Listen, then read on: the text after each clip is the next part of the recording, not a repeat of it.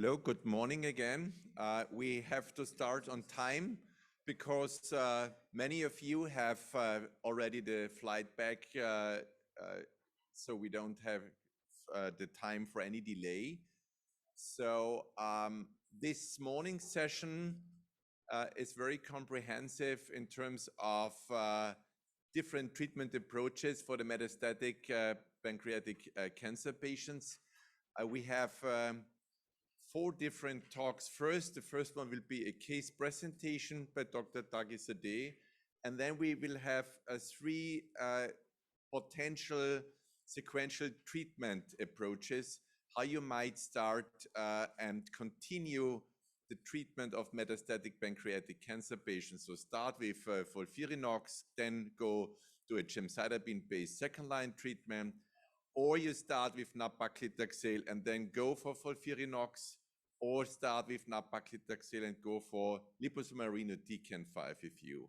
So we will have 20 minutes each presentation, and then we will have hopefully some minutes to discuss what are the pros and cons for each sequential treatment approaches. And then I will be very happy to announce Derek Conroy. He will tell us an update about the guidelines 2022 on pancreatic cancer. And then in the end, we will have also time to ask questions or discuss these topics and the guidelines for pancreatic cancer diagnosis and treatment. So let me first announce Dr. Toxicity. He will give us a case presentation for a patient suffering from metastatic pancreatic cancer.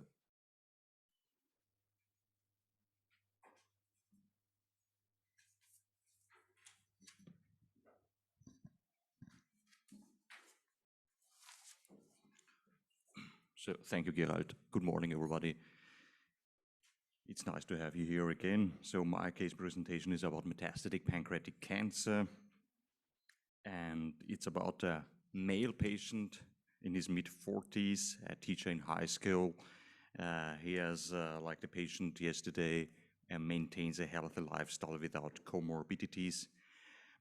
However, he has got a positive family history for prostate cancer. His father was diagnosed with metastatic castration-resistant prostate cancer and received docetaxel in first line. The father, not the patient. And the patient himself experienced scleral icterus, and he thought he has got some problems with his eye and consulted his ophthalmologist. And later on, the ophthalmologist noticed or recognized that this must be a systemic problem and referred him to a gastroenterologist who, on the one hand, detected increased liver values, liver enzymes. On the other hand, he performed an ultrasound and detected some suspicious masses, lesions in the liver, and organized a CT scan for the patient. So that's the scan. You can see that metastases affect both liver lobes. We have got a diffuse metastasis, and CA19-9 is well above 2,700. And at that time point, the bilirubin was elevated, much more pronounced and elevated at 8.5. So the jaundice was quite pronounced. So it was not only confined to the sclera. And I think that's a good case for early onset pancreatic cancer, which occurs prior to the age of 50. So the patient is 44 years old, and so he has got early onset pancreatic cancer. So due to the metastasis to both liver lobes, he is in a palliative setting. And the question is how to begin the palliative systemic chemotherapy, the SACT, in first line. And there are different algorithms and guidelines. You can see that in the most recent NCCN guidelines, you have got FOLFIRINOX and gemcitabine, nab-paclitaxel, both with category 1 evidence. You have also got it implemented in the ESMO guidelines from 2015. We have got here two different algorithms, one published last year in Therapeutic Advances in Medical Oncology, and the other one also last year. And it shows us that you can go for patients with FOLFIRINOX if they are in a good health shape, and if they are a little bit more, maybe a little bit reduced in the health condition, you can go for gemcitabine nab-paclitaxel. And when the ECOG is worse than 1, you can also opt for gemcitabine mono. So, or when the health condition doesn't allow you systemic chemotherapy, you have to opt for best supportive care. So we opted for FOLFIRINOX, modified FOLFIRINOX, according to the PRODIGE trial.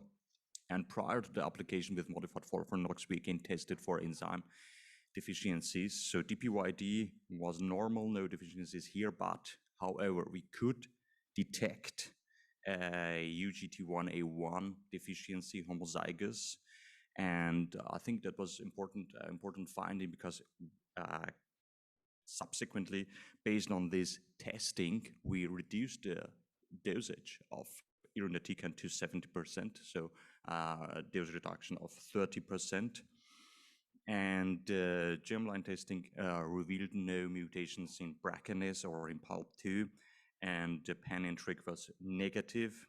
And as a driver mutation, we could identify SMAD4 mutation in exon 10.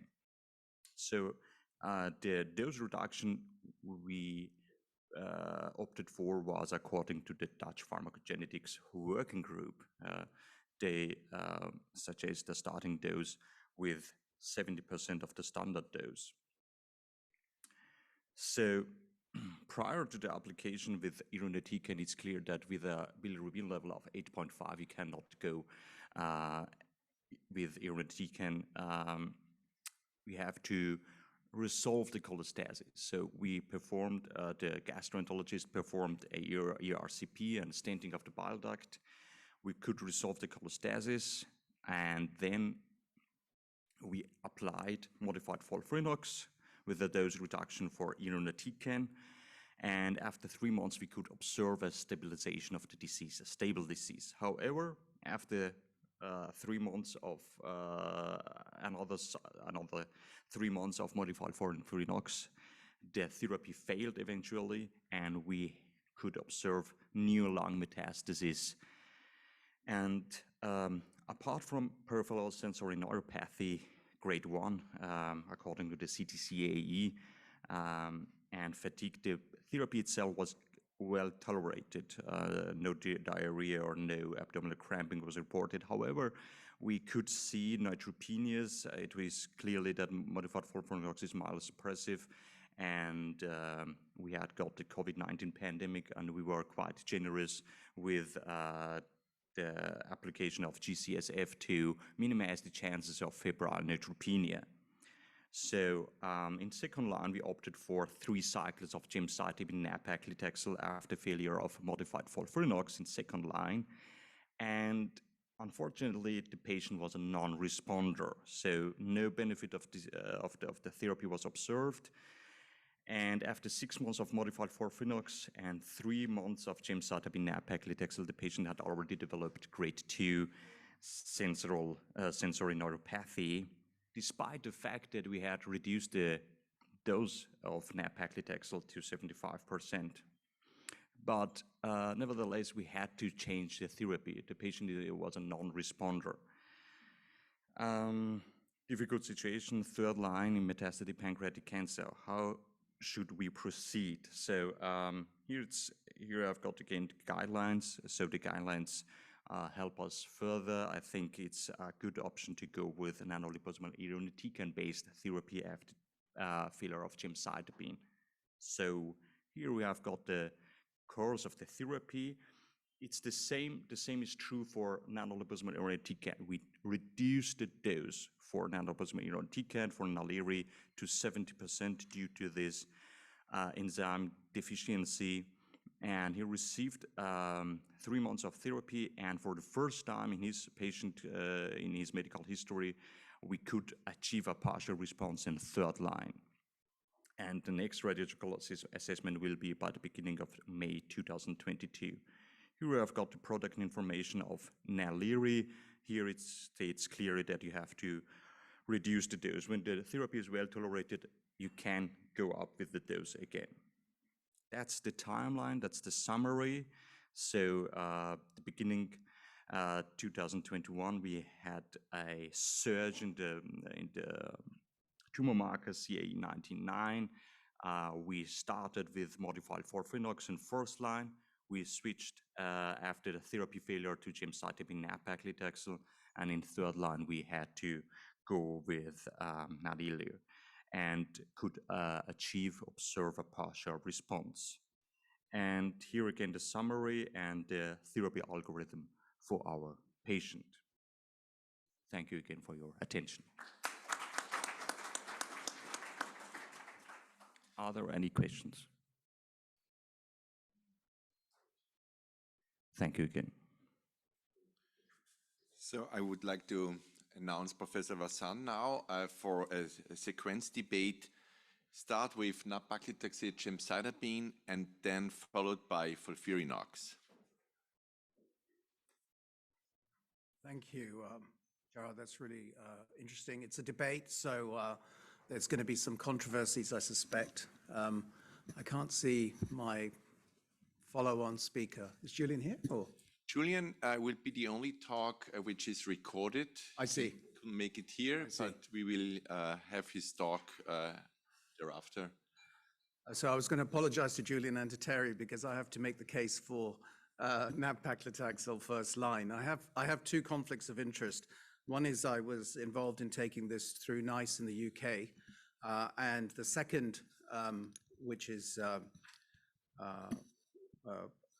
quite important, is that you need to understand that in the UK, it was given appropriate funding, but in what we call the Cancer Drugs Fund, where we have to collect all our outcomes data. So it can only be used as the trial, which is first line. So in the UK, we can only use it first line. We cannot use it second line metastatic. So we have a bias towards using it first line. So I just wanted to make sure that everyone was aware of that so that we can understand my background on it. So what I'd like to do is, there's my disclosures. What I'd like to do is to start talking about something that I didn't think I would talk about very often. Is I'd like to start the talk with taking you back to the fundamental Boris trial, because of the lessons we learned from that are still valid today. And then talk about a little bit about the comparisons, because on the first talk, I will show some slides comparatively as well, and also how the patients were selected for that slide, and then some real world evidence about the comparisons, some discussion on resource use, which was raised again when we had the COVID, and then perhaps we could talk about some sequencing considerations towards the end, and if there's time, a little bit beyond that.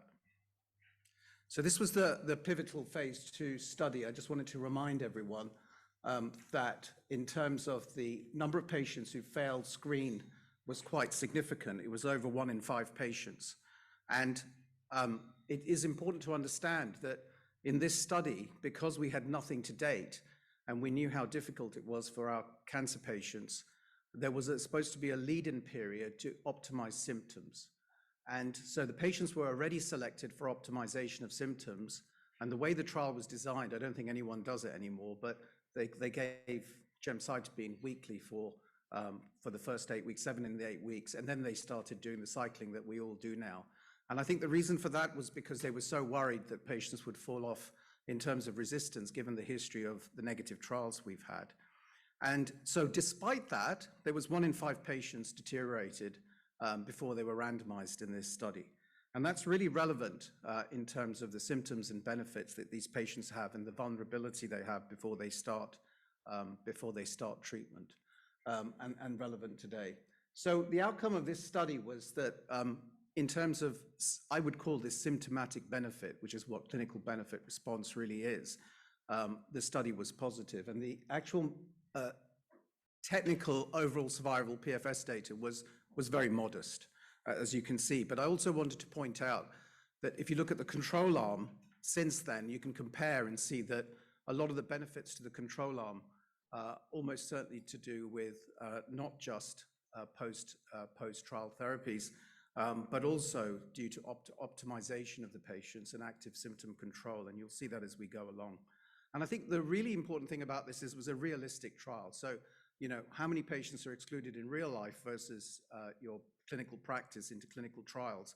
Because half the patients had Carnopsky performance statuses, which were very low, so 50, 60, 70%. And so these aren't super selected patients. And so then what happened is we had, I'm sorry, this is a really busy slide, but it was really just to point out that there were four positive studies since that time, and 3 positive studies since that time. And you can see here that the control arms in these studies are improving compared to the traditional. And that was really the point, that we probably are much, much better in managing our symptoms in our patients before we put them into clinical trials and also in standard practice. So if we start looking at comparisons between the 2 studies, I just noticed a typo there. Well, it does say greater than 75 because I think the criteria was 76 was the exclusion criteria. And you can see here that there's a different type of population in terms of the age distribution and also the performance state distribution between the studies. And if you look at the performance state, the progression-free survival, you can see it's 5.5 and 6.4 months, so less than a month difference between those 2. And I'll come back to that point later on in terms of how you have to think about that in the context of salvaging patients. And of course, there's toxicity differences. So there's no question that in terms of the efficacy, the Pradesh study is very, very impressive. But in terms of the profile of what it affects in terms of our patients' quality of life, that has to be taken into account when you're thinking about what you're trying to achieve for the patients.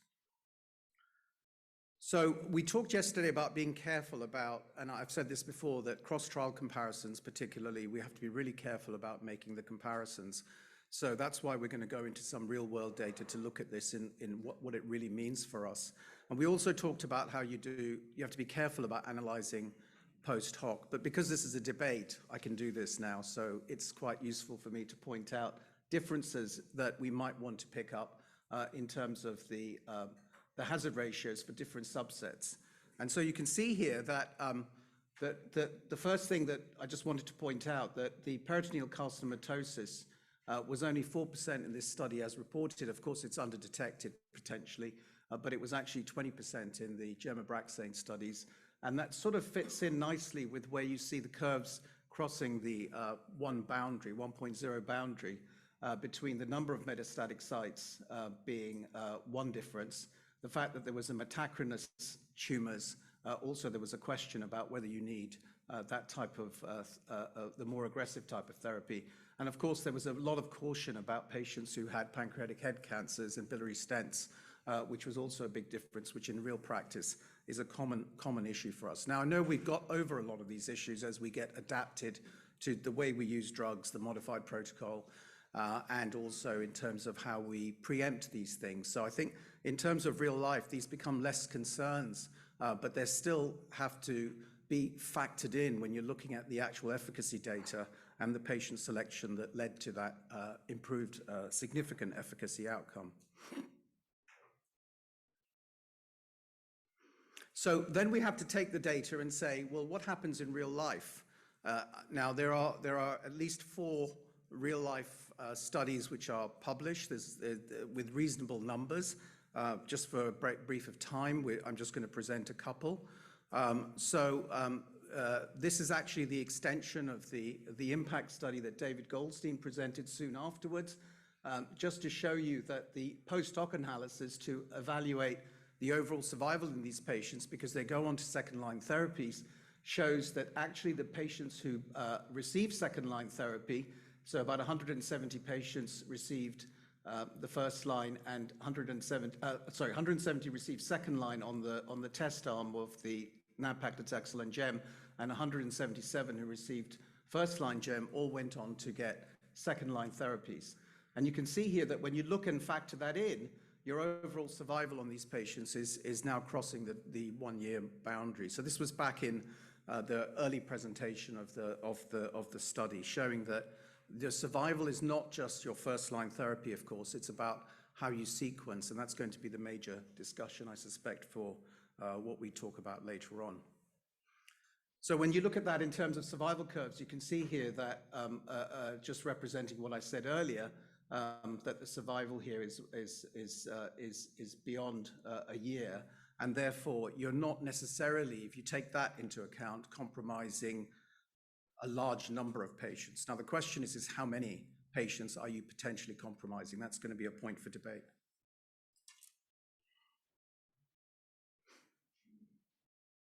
So this is a real-world study that came out in terms of the Canadian group, and it was done soon after the study, so 2011, 2016, and they looked at 119 patients. They looked at who had metastatic disease, and there was 77% of the patients had metastatic disease. And in this, there was a bit of a bias in the sense that a majority of patients had had FOLFIRINOX and less patients had nab-paclitaxel and gemcitabine. And you can see that in the actual first-line data, you can see that there was a 6-month progression-free survival and a 4-month for the nab-paclitaxel group. And then when you look at the overall survival, because of the second-line therapies, they actually found in reality it was actually very similar. So this is actually quite inferior as to what we would call it now, but it shows you the range and type of patients that you might treat in the real world as well. And on multivariate analysis, they found that albumin, your second-line therapy, and male sex were all correlated with survival. So again, this is showing the extension of the impact data, the post-hoc analysis, that in real-world data, there may not be so much difference between the regimens if you just look purely at overall survival. The second one is a bit of a larger study from John Marshall's group, and this was 215 US physicians who looked at 654 patient records. And what they found was that they managed to locate 337 who had nab-paclitaxel and gemcitabine first line, and 317, so a little bit more of a balanced group. And what they found was that the patients who had nab-paclitaxel were biased in the sense they were likely to be older, less likely to have a better performance status, ECOG 0 and 1, and also, as you would expect, more comorbidities. And what they found here was very similar to the last group, that yes, when you look at the actual absolute values between the nab-paclitaxel and FOLFIRINOX, the difference was there, slightly improved, but actually the hazard ratio on the way that they did it was close to 1. And in fact, if you looked at the 0 to 1 subset, although again, there was a slight difference, the hazard ratio was again close to 1. And so patients with first-line nab-paclitaxel and FOLFIRINOX, roughly around 36% received second-line therapy on nab-paclitaxel and 41% on FOLFIRINOX, and the survivals of this group were the same. So again, the question is what's the data that's missing there? What about the patients who were compromised so they couldn't get second line? So that again will come up in discussion. But of course, from a quality of life point of view, it was significant different between the two groups, with the nab-paclitaxel group having less diarrhea, fatigue, mucositis, nausea, and vomiting. So again, another study that shows real-world data suggesting that your survival is pretty similar as long as you've got access to thinking about switching to your second-line therapy, and we can talk about that in a minute. But also to remember that there are 2 other studies, in fact, one from Vienna, a smaller study, which shows almost identical data, and then a further study from the US, which I won't have time to present, from Utah, which looked at patient records of over 2,000 patients and showed a similar thing as well. So one of the things that is interesting in terms of health economics and also patient inconvenience, and we had to look at this at COVID again, was the resource use within hospitals between the two groups. So if you look at the clinic visits, you look at the fact you need a central venous access device and also the person to put that in, you look at the infusion duration, you look at the pump and the fact the pump has to be disconnected, and you look at growth factor use, you can see that there is some convenient scheduling and less resource use for the gemcitabine and Abraxane if you take away the drug acquisition costs, which of course now has also recently become generic, and hopefully will put some improved health economics on that basis. So what's probably quite important is understanding is what are we dealing with in terms of primary resistance, and this is quite difficult to assess because you've also got to assess toxicities and intolerance. So you've got two regimens. There will be people who are not tolerating the regimen and have to switch but may still be sensitive, and there'll be people who are truly resistant and already on their first scan are showing progression. So those are the patients that you might ask the question, if you did it the other way around and gave them the opposite regimen, would you have salvaged those patients? And that's very difficult to answer. But it's important, but they're both equally important factors in thinking about when you think about, oh, this regimen's got a better survival, but if it's got more toxicity and people are falling away because of toxicity, how they are preserved for their second-line therapy, it's also a very important factor, which I think is not necessarily discussed as much as just the overall survival data, which is unquestionable in favor of the FOLFIRINOX. So this is the thing that you might want to look at. I caution again about looking at curves, and I caution about cross-trial comparisons. But you might want to, for instance, look at progression-free survival at 3 months. So you might say this is the number of patients who, whichever regimen they go on, are likely to stop the therapy. And you can see here that in the IMPACT study that the progression-free survival at 3 months was still at least 70%, i.e. that only about 3 in 10 patients were coming off study at the point of the 3-month mark. When you look at the original data presentation, and I've tried to draw some arrows here just to highlight that of the PRODIGE study, you can see it's not that different. There's still quite a lot of patients having progression, there's still similar number of patients having progression at the 3-month mark. So the crossover between those two regimens may be actually quite similar, and that might just be the biology of the disease. And we had that discussion in terms of some of the questions that were raised in the early morning discussion that we had here about what do we have in terms of biomarkers that might help us with this, because actually there may be a population that is resistant to FOLFIRINOX. Of course, there's a resistant population to Gem/Abraxane as well, Gem/nab-paclitaxel. So in conclusion, there were 2 pivotal trials that are not fully comparable because they were older in the IMPACT study, and the proportion of patients with a performance score of 2 was higher in IMPACT than in PRODIGE. The percentage of patients with ECOG performance score of 0 or 1 was 58% in the PRODIGE study versus 37.4 in the IMPACT study. Of course, there are no randomized trials to compare the two, and I don't think there ever will be. And the response and safety profiles of these 2 regimens have to be factored in when you're looking at the choices you're giving to your patients, as well as, for instance, in the UK, if patients traveling in 2 hours and they need their pump disconnected and we can't get a home care service, we have to think about the actual convenience factors for that particular patient as well. So the adverse events and the objective tumor response are both higher for the FOLFIRINOX, and so therefore has to be balanced against what you're trying to achieve when you speak to a patient and you give them that choice of the 2 options. If you have that choice. We heard yesterday there are some countries which don't have the Gem/nab-paclitaxel, and in the UK, as I said, we're now sort of forced to use it first line, otherwise we don't get access to the Gem/nab-paclitaxel. So both factors need balancing and choosing, and I should also add your country-specific factors, because that seems to be a big issue everywhere.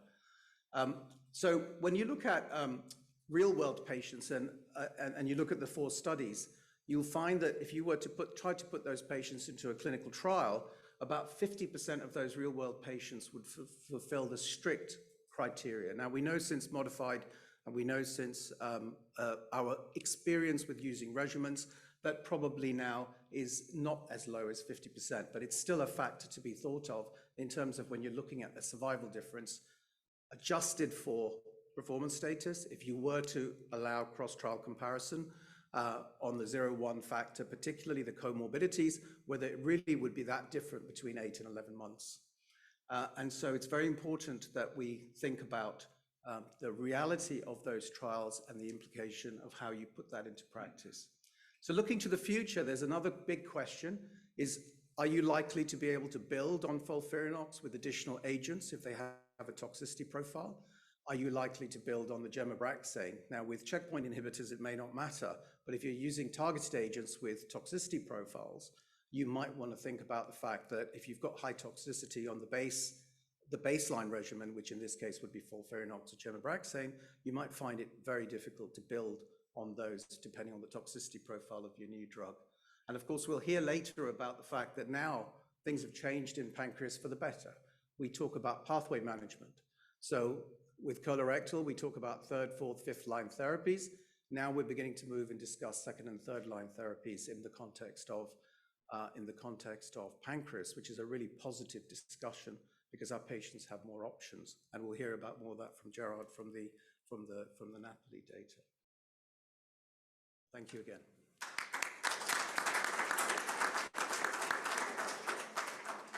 Thank you so much. We will have time to discuss this later on. We will have a podium discussion where you can ask your questions. When I was asking Julien Taïb whether he would be willing to participate in the Pancreatic Cancer Academy this year, he was very much excited and agreed to do so. However, he had a conflict of interest. The conflict of interest was a vacation with his family. And so he, however, agreed to record his talk. And now we will have his recorded talk on the screen. It's a pity because it's always fun to discuss it with him in personal, but I thank him. Mr. and Mrs. Chairman, dear organizer, thanks for inviting me to this 2022 Pancreatic Cancer Academy. It's always a pleasure to share these moments with you. I'm going to talk today about FOLFIRINOX, followed by gemcitabine and nab-paclitaxel in metastatic pancreatic cancer. Here are my disclosures. I'm Julien Taïeb. I'm working in the Georges Pompidou European Hospital, Université Paris-Cité in Paris, France. So since 20 years, we have clearly improved the outcome of patients with pancreatic cancer. However, our progress have been limited, moving survival from 4 to 12 months maximum with the new standard first line. I think we can definitely forget gemcitabine and erlotinib, which was a real mistake. And we have thus three treatment options: gemcitabine, FOLFIRINOX, or gemcitabine and nab-paclitaxel, depending on patient fitness, reimbursement, and access to the drug in different countries, and habit of the centers. Quickly remind you the PRODIGE 4 and the nab-paclitaxel study. FOLFIRINOX was compared to gemcitabine in hundreds of patients, improving PFS and OS, as you can see, with a benefit seen in all subgroups of patients and a clear benefit, and a tolerability that was, of course, lower for FOLFIRINOX as compared to a monotherapy with gemcitabine. Another point important is that now it is published in the GCO since a few months. We can do FOLFIRINOX for 4 months and switch for 5FU only as a maintenance, and this is not deleterious for PFS, neither for OS. So de-escalation, stop and go is feasible, safe and good for our patients. Nab-paclitaxel and GEM has been compared to GEM in the IMPACT trial. Here again, improving PFS and OS with absolute numbers a bit lower than the ones seen with FOLFIRINOX.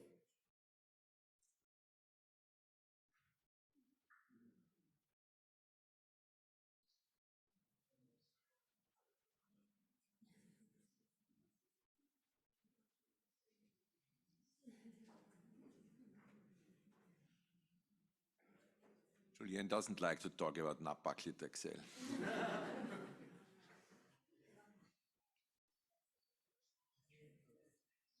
least it means I won the debate.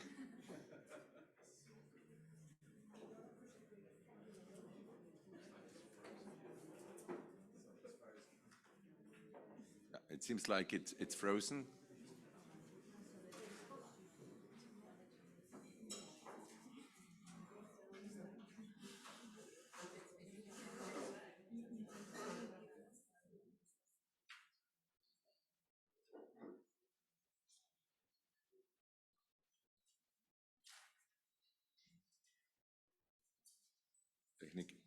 is working.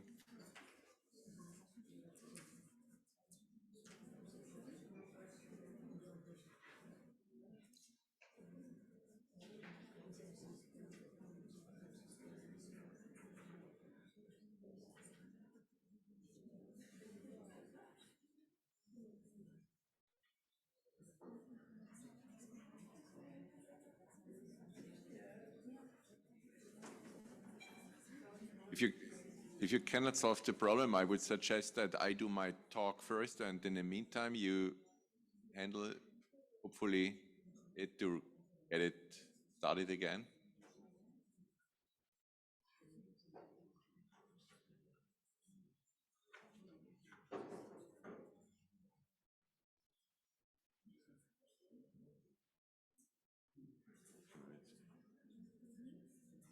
Sorry about that.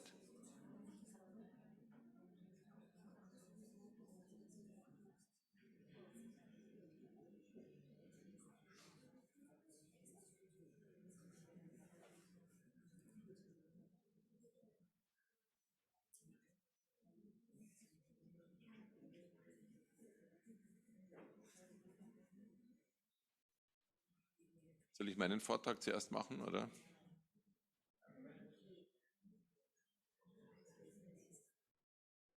Or BRCA1 or 2 mutated, and they can benefit from PARP inhibitors such as olaparib, tested in the POLO study after a control of the disease with a platinum salt. And when we think about the two first-line options that we have described before, of course, FOLFIRINOX has a platinum salt, Gem/nab-paclitaxel has not.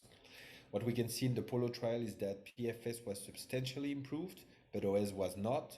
So we still need to better test this drug and see if it's a real advantage for the patient or not, assuming that the control of the disease with this maintenance therapy is not of 12 or 20 months like in gynecological cancer, but only an advantage of less than. Some very rare cases also of pancreatic cancer can have gene fusion. This is an example for NRG1 fusion. And as you know, immunotherapy is not working well in pancreatic cancer because there is a lot of fibrosis. It is an immune desert. There is a lot of Tregs. So we need to transform that to have something efficient with PD-L1. But MSI patients, less than 1% of pancreatic cancer, can still benefit of an immunotherapeutic approach in pancreatic cancer. So very small molecular subgroups in this disease. So finally, for the vast majority of our patients, we stay with these three options. So how to give the best first line and the best sequence. And this is quite difficult today because we lack randomized data. So we start with a molecular profiling, but for the vast majority of the patient, we are in the three lower circle, Gem/nab, FOLFIRINOX. Gem is generally reserved to patients that are in bad condition and not able to support a doublet or a triplet chemotherapy. And what about the comparison of FOLFIRINOX and Gem plus nab-paclitaxel in terms of efficacy? We can see that finally PS2 were a bit more represented in Gem nab-paclitaxel. Response rate were similar. Disease control rate was a bit better for FOLFIRINOX as PFS and OS. And you can see that the survival in the control group for these two trials are very similar with a 6.8 and 6.7 months in the control arms. Second line treatment were administered in 38-47%. What about safety? It is often said that FOLFIRINOX is more toxic than Gem nab-paclitaxel, and this is not true, as you can see here. There is a bit more of neutropenia, no more febrile neutropenia, less anemia, less thrombopenia, less neuropathy, and diarrhea is a bit more important with FOLFIRINOX. Alopecia is much more important with Gem nab-paclitaxel. And there is also a financial toxicity because FOLFIRINOX, at least in my country, is 1,500 euro per month as compared to almost 5,000 euro per month for the Gem nab-paclitaxel. So very difficult to choose the best one because this is cross-study comparison. This is something that is not evidence-based and we need randomized trial that we don't have. So many teams, including ours, have tried to do propensity score from real-world cohorts. And this is a paper published by a young oncologist working with me, Nicolas Williet, showing that PFS and OS were more in favor of starting with FOLFIRINOX than Gem nab-paclitaxel. in this, but we have also in the literature other papers showing that the opposite may be also true. So it's not so easy, because generally it's not exactly the same patients that are treated by one or the other regimen in centers that have access to both possibilities. Here it is the, I would say, the propensity score population matched, and you can see that once again, the sequence of FOLFIRINOX followed by Gemna-paclitaxel did better than the sequence of Gemna-paclitaxel followed by FOLFIRI. What about larger studies and practice today? What we can see from this chart review published 3 years ago in Open, we have seen that FOLFIRINOX and Gemna-paclitaxel were the most prescribed regimen in first line in Europe. You can see that France and UK prescribe more FOLFIRINOX, and Germany and Spain and Italy a bit more of Gemna-paclitaxel, but it's not true for Germany. Sorry, it's exactly the same numbers almost for both regimens. So this depends on the reimbursement of nab-paclitaxel in these countries. In this series that was selected for patients receiving at least 2 lines of treatment, 70% have received the second line, but this is a biased result. So this population may not fully represent the state of the art and the outcome of the patient in different countries. But when we looked at patients treated first by FOLFIRINOX or Gemna-paclitaxel, we saw that FOLFIRINOX had better outcomes, assuming that this can be also more selected patients with better initial base characteristics. The problem is that, of course, the first line is going to influence the second line possibilities, and we wanted that after this first pack chart review, we wanted to go to the sequence treatment and what is the best sequence, not only what is the best first line and what are the practices in Europe, and to go more deeper in our knowledge.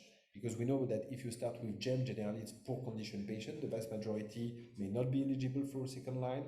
The one eligible for a second line will receive 5-FU alone, or some patients that have improved very much with GEM may receive the more intensive second line treatment.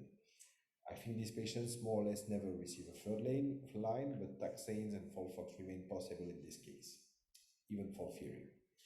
For the one receiving Gemna-paclitaxel, and then I think they are good candidates to receive 5-FU Naliri. Naliri is a second line option that is a standard second line published in the Lancet in a phase 3 trial with very good results. It's the best evidence we have for second line, as you know, because FOLFOX was tested in 2 trials, one German trial and one Canadian trial with controversial results. If you do that, you still have FOLFOX for a third line treatment, and this is quite a good sequence in terms of treatment possibilities, but it may not be the better sequence even with these different treatment possibilities for overall survival. If you start with FOLFIRINOX, as you are using 3 drugs upfront, Gemna-paclitaxel can come only afterwards, and then you have used taxane, irinotecan, oxaliplatin, gemcitabine, and 5-FU, so the 5 drugs that have been shown to be efficient in this pancreatic cancer. Maybe 5-FU Naliri is still interesting in third line with this patient, but this has never been done. So when we went to the sequence, we published now 7 years ago the first case series of a bit less than 60 patients treated with Gemna-paclitaxel after failure of FOLFIRINOX. And we have seen very good, I would say, outcomes with an overall response rate of 17%, disease control rate of 15%, OS of 9 months. The OS from first line was 18 months in these patients eligible to 2 intensive chemotherapy regimen with toxicities with grade 3-4 AEs of approximately 40. We also looked at the opposite sequence, patients treated with Gemna-paclitaxel first line that were treated for 60 patients with the second line, generally with a fluoropyrimidine-based regimen, or FOLFIRINOX for a minority of the patient, or FOLFIRI or FOLFOX. And in this debatable series, because it's very small numbers in 3 different groups from, I would say, retrospective data and declarative data, we have seen that FOLFIRI was the one with the best outcome, and that FOLFIRINOX didn't seem to do better than FOLFIRI alone. But this has to be taken, of course, with. So from the first chart review, we went to a second chart review, this time with the same 5 European countries, but we went to 5,000 plus patients including 3,400 patients treated with the first-line chemo for metastatic pancreatic cancer. And treatment sequence was the main objective to see what lead to the best outcome. First, we confirmed that FOLFIRINOX was the most prescribed regimen in Europe, very close to Gem/Nab-Paclitaxel, 28% approximately for both. And for the treatment sequence, you can see the two blue bars. FOLFIRINOX followed by Gem mono or Gem combo was the most prescribed sequence, followed by Gem/Nab-Paclitaxel, followed by fluoropyrimidine combo. Not only FOLFIRINOX, but also FOLFOX or FOLFIRI in this series. This is how we reported the data to make the group consistent and go for high number of low sizes. This is once again biased, you know that, because it's declarative, real world. But when we look at what treatment was given in first line, FOLFIRINOX led to a 3.5 months of overall survival, as compared to 11.7 months for Gem/Nab-Paclitaxel, so a bit better for patients treated with first-line FOLFIRINOX. And this was still true in the multivariable analysis that we performed for OS regarding first-line treatment choice. When we go to the sequence choice, FOLFIRINOX followed by Gem combos, Gem/Nab-Paclitaxel mainly, but not only, it was also sometimes GMOX or other GCAP, etc., led to 19 months median overall survival for first line, as compared to 15 months for Gem/Nab-Paclitaxel, followed by fluoropyrimidine combo, not only for FOLFIRINOX, but also for FOLFIRI and FOLFOX.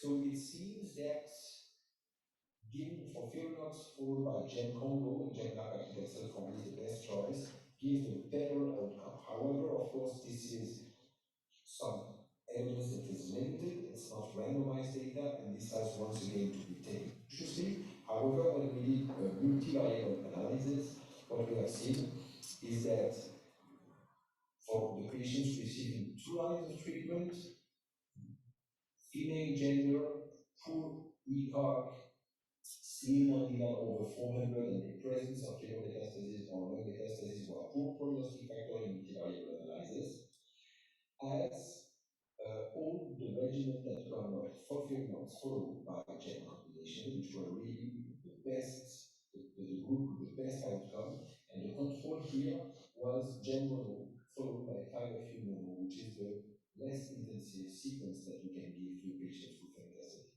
pancreatic cancer. What you can see here also is that depending on country, the survival were not exactly the same. I'm just saying that for my friend Harpreet was to show that we were compared to UK and all European countries did better than UK, so I'm not sure that this guy can advise you correctly. This is just how to negotiate. So then we wanted also to ask the question, is Gem/Nab-Paclitaxel better than gemcitabine alone after FOLFIRINOX failure? And we published recently, a few months ago, in British Journal of Cancer, again with Sonia Zayed, a cohort of 400 patients, 200 in each group approximately, receiving Gem or Gem/Nab after FOLFIRINOX. Of course, the groups were not completely comparable. It was a retrospective study with subgroup and multivariable analysis, and you can see that globally, Gem/Nab does better than Gem, but this can be once again due to the baseline characteristic of the patients. However, in multivariable analysis, adjusted for age, liver mets, performance status, and also PFS with first line for FOLFIRINOX that was over or under the median of 4.17 months. The treatment arm, Gem/Nab-Paclitaxel, was a good prognostic factor, independent from all these other prognostic factors known in pancreatic cancer as important. So I would say that I showed you the sequence that we can see. In the future, it may be even more complex because you know that 5-FU or 5-FU plus oxaliplatin is currently tested in large phase 3 or phase 2 randomized trial in first line. So this will modify again the landscape, and we have maybe other first line option that will emerge in the forthcoming years, changing again the landscape of the treatment sequence in metastatic pancreatic cancer patients.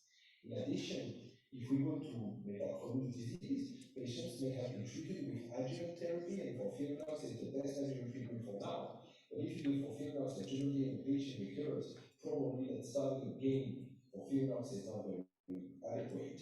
And then Gem/Paclitaxel becomes probably the better first-line treatment. And maybe pharmacology can be used as a re-challenge with a different formulation of irinotecan. So the landscape is going to be more and more complex. Indeed, I would say that first-line treatment of metastatic pancreatic cancer depends mainly on patient conditions.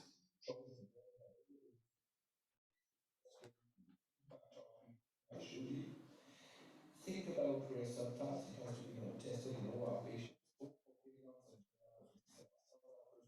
The randomized data are lacking.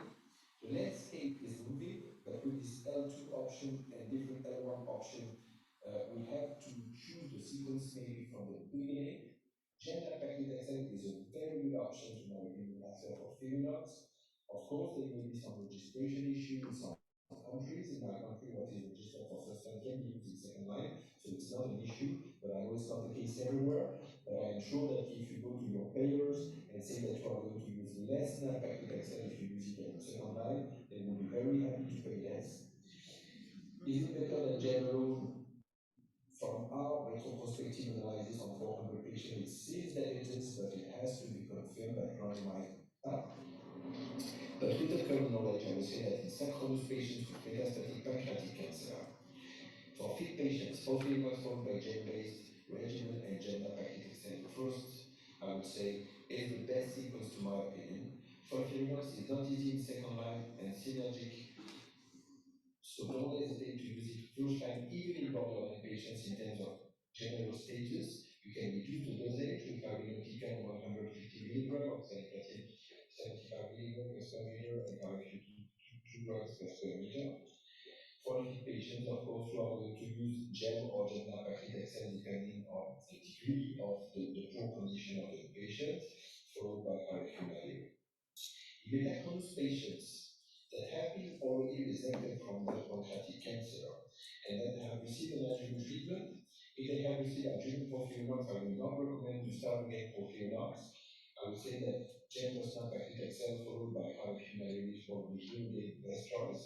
But if they have received Gem-based adjuvant treatment or no adjuvant treatment because of post-operative complication or another reason, you keep the same sequence and FOLFIRINOX plus Gem/Paclitaxel really seems to be the most promising one with the current evidence we have. However, there is a clear need for sequential trial that are mandatory to move forward and give patients the best sequence to improve their overall survival. With this said, I will now open the discussion between all of us to discuss these two talks.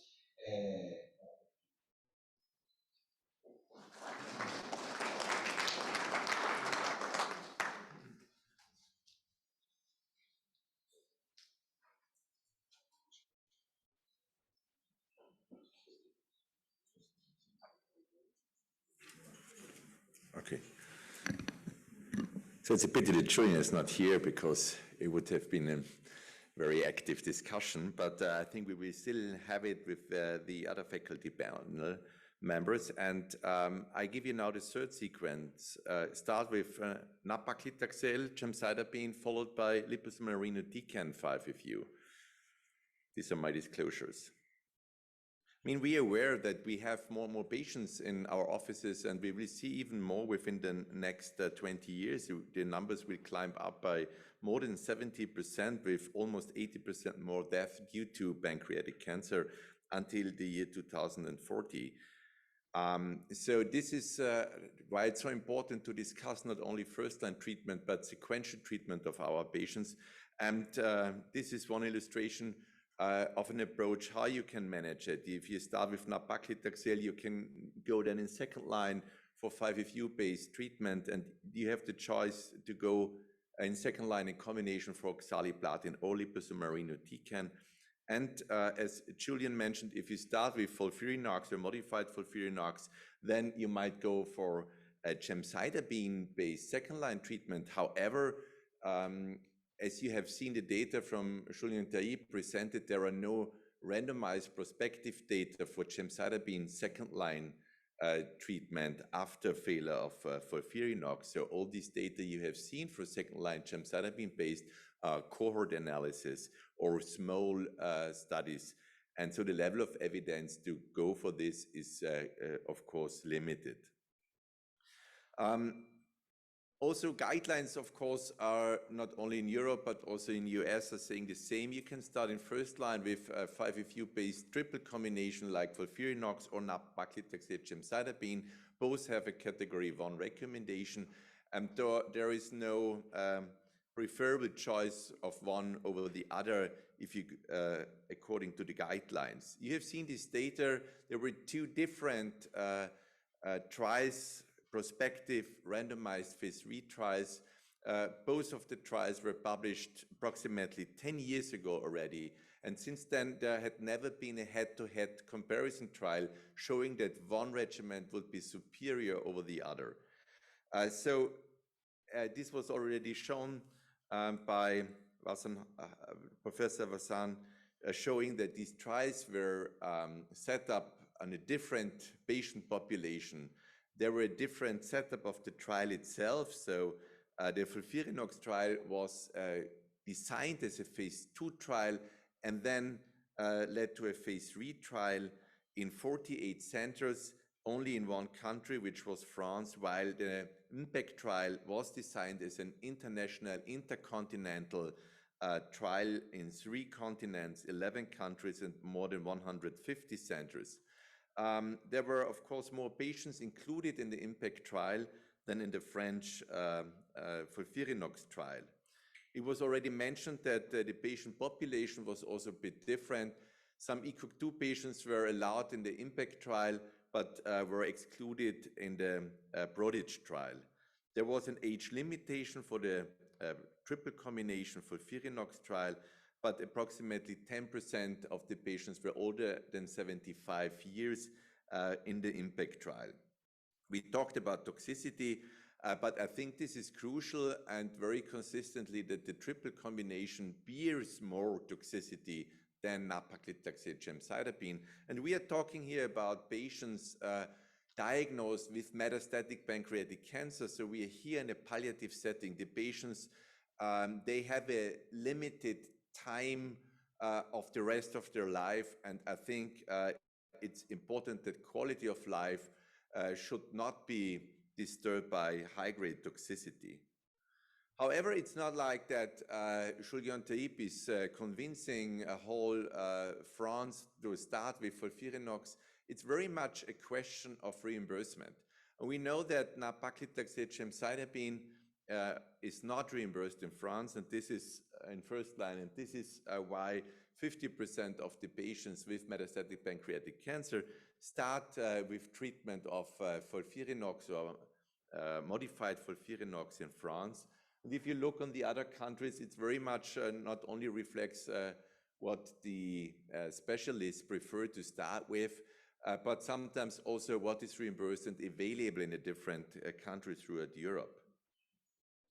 So we did also some analysis of registry analysis here. These are Austrian analysis from a colleague of Graz with pooled data, Graz and Salzburg, where they did show that in a propensity score analysis, which is displayed on the right-hand side, the overall survival did not differ between patients FOLFIRINOX treated in first line or nab-paclitaxel gemcitabine treated, so in this matched patient population. Of course, with all the limitation of a retrospective analysis, it illustrates that there is no clear signal of one over the other regimen to be superior. But even we can also go on meta-analysis on the treatment of FOLFIRINOX versus nab-paclitaxel gemcitabine. This has been published by Busquero and co-workers, showing with all these different trials that there seems not to be a signal of a superiority of one or the other regimen, with an odds ratio of 0.99, which was showing that there seems to be a comparable efficacy of one of the other regimen. However, we should take into account that the regimen we start with in first line will decide what you do eventually when the patient progress. So efficacy, there is no signal that one is superior over the other, but I think it's very consistent that toxicity seems to matter, even if we have now learned the last 10 years how to handle toxicity of irinotecan or the triple combination FOLFIRINOX, and even if we work now with modified FOLFIRINOX, it just bears a higher probability of high-grade toxicity when compared to nab-paclitaxel gemcitabine. So we also did a prospective clinical phase 3b study, a multi-center study in Austria, and we compared the efficacy of nab-paclitaxel gemcitabine in the elderly patient population, as pancreatic cancer is a disease of the elderly patients. And what we have found in this analysis was that there was no significant difference in efficacy of nab-paclitaxel gemcitabine when it comes to progression-free survival, or also in the prognosis of the patients. So with the cutoff of 70 years, with a median OS above 10 months in this real-world patient population. And even if you look here in the patients on the response rate, so responses and disease control rates were also comparable in the patients older than 70 years and younger to 70 years. So I think this study illustrates that you can apply in the fit older patients also nab-paclitaxel gemcitabine. It's safe to do so and it is efficient. But we sometimes not only have the elderly patients, we might have also patients with an ECOG performance status 2. And the question was, is it possible to apply nab-paclitaxel gemcitabine, so a chemo combination in patients with an ECOG performance status 2?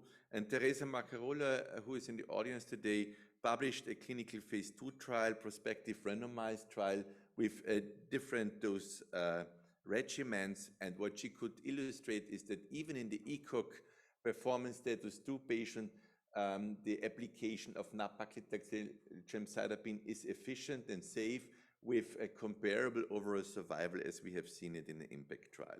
So the first line treatment, you have the choice for going for FOLFIRINOX or modified FOLFIRINOX or nab-paclitaxel gemcitabine, but sometimes the decision for which regimen you're deciding to go for is depending on patient characteristics, patient's preferences, and of course reimbursement. But you should be aware that what you start with will decide what second-line treatment you will go for. Unfortunately, the last years, with the exception of the POLO trial, were a series of negative randomized trials.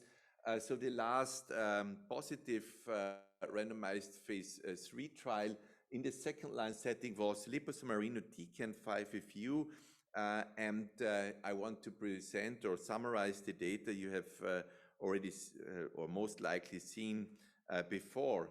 But we have to be aware that patients who start in first line with 5-FU, they are most likely be switched to a gemcitabine second-line treatment, or the other way around, gemcitabine-based first-line treatment, you might switch to a 5-FU-based second-line treatment. And then you have the option to go or combine 5-FU with oxaliplatin or liposomal irinotecan. I think we are all consistent with patients who are ECOG 3 plus, that best supportive care is the best way to go. So what we looked in our registry from our center is we compared patients diagnosed in the years between 2011 and 2013 and compared those patients diagnosed later on between the years 2014 and 17. And you might see that it became much clearer after the year 2014 to start with one of the recommended regimens. So 2/3 of the patients in our center started with nab-paclitaxel gemcitabine, and about 15 to 19%, so the numbers did not change very much, started with FOLFIRINOX. However, 2/3 of our patients go to a second-line treatment, and we have approximately 1/3 of the patients started in first line with a chemotherapy, we'll see a third-line treatment. So second and third line becomes even more important. The question is, with all these new regimens and evidence we have, the question is, of course, do our patients live longer? So we did the analysis, and what we found is that patients diagnosed after the year 2013, so 2014 to 2017, they had a significant longer overall survival with a delta of almost 3 months. And this was most likely due to the second-line treatment with the same hazard ratio, so a reduction in risk of death of 23% when they were diagnosed later on. It's good to see that also we have more long-term survivors. 17 versus 8% of patients were still alive after 24 months. So second line seems to be important when we discuss about doing some step forwards in terms of improving the overall survival of our patients. So the question is, what is the best regimen to go for? Of course, we can again look into guidelines. Patients who started with a systemic treatment in first line gemcitabine based, there is the only category 1 recommendation, which is from NCCN 5FU plus leucovorin plus liposomal irinotecan, because this is based on randomized clinical phase 3 trials. But as usual, NCCN is listing up a lot of other or all other options you can go for. But all of those options, when you have started with gemcitabine in first line, are fluoropyrimidine-based second line treatment. If you start with fluoropyrimidine-based first-line treatment, you might switch to gemcitabine. They're also listing up combinations, but as you can see here, no category 1 recommendation for all the other options. So just as a reminder, liposomal irinotecan is an irinotecan which is embedded into a liposome, which leads to a longer half-lifetime, especially of the active compound SN38. And it has been demonstrated in a Napoli-1 trial that the combination of liposomal irinotecan 5FU led to a significant improvement of the prognosis in a second-line setting when compared to 5FU leucovorin alone, with a hazard ratio of 0.75. In this randomized clinical phase 3 trial, in this selected patient population, the median OS was 6.2 months. And there were 1-year survival rates of about 26% from the start of second-line treatment. However, also other secondary endpoints were positive in the sense of significant improvement in progression-free survival with a hazard ratio of 0.57, illustrating the active biology of the drug. And there were even some responses, 17 versus 1%, if you combine 5FU with liposomal irinotecan. What's about toxicity? If you have not experience with liposomal irinotecan, it's quite comparable with the conventional irinotecan when it comes to toxicity. 28% neutropenia, grade 3 plus, fatigue, some GI toxicities. But nothing outstanding or we might already know to handle from conventional irinotecan combinations from, for instance, colorectal cancer.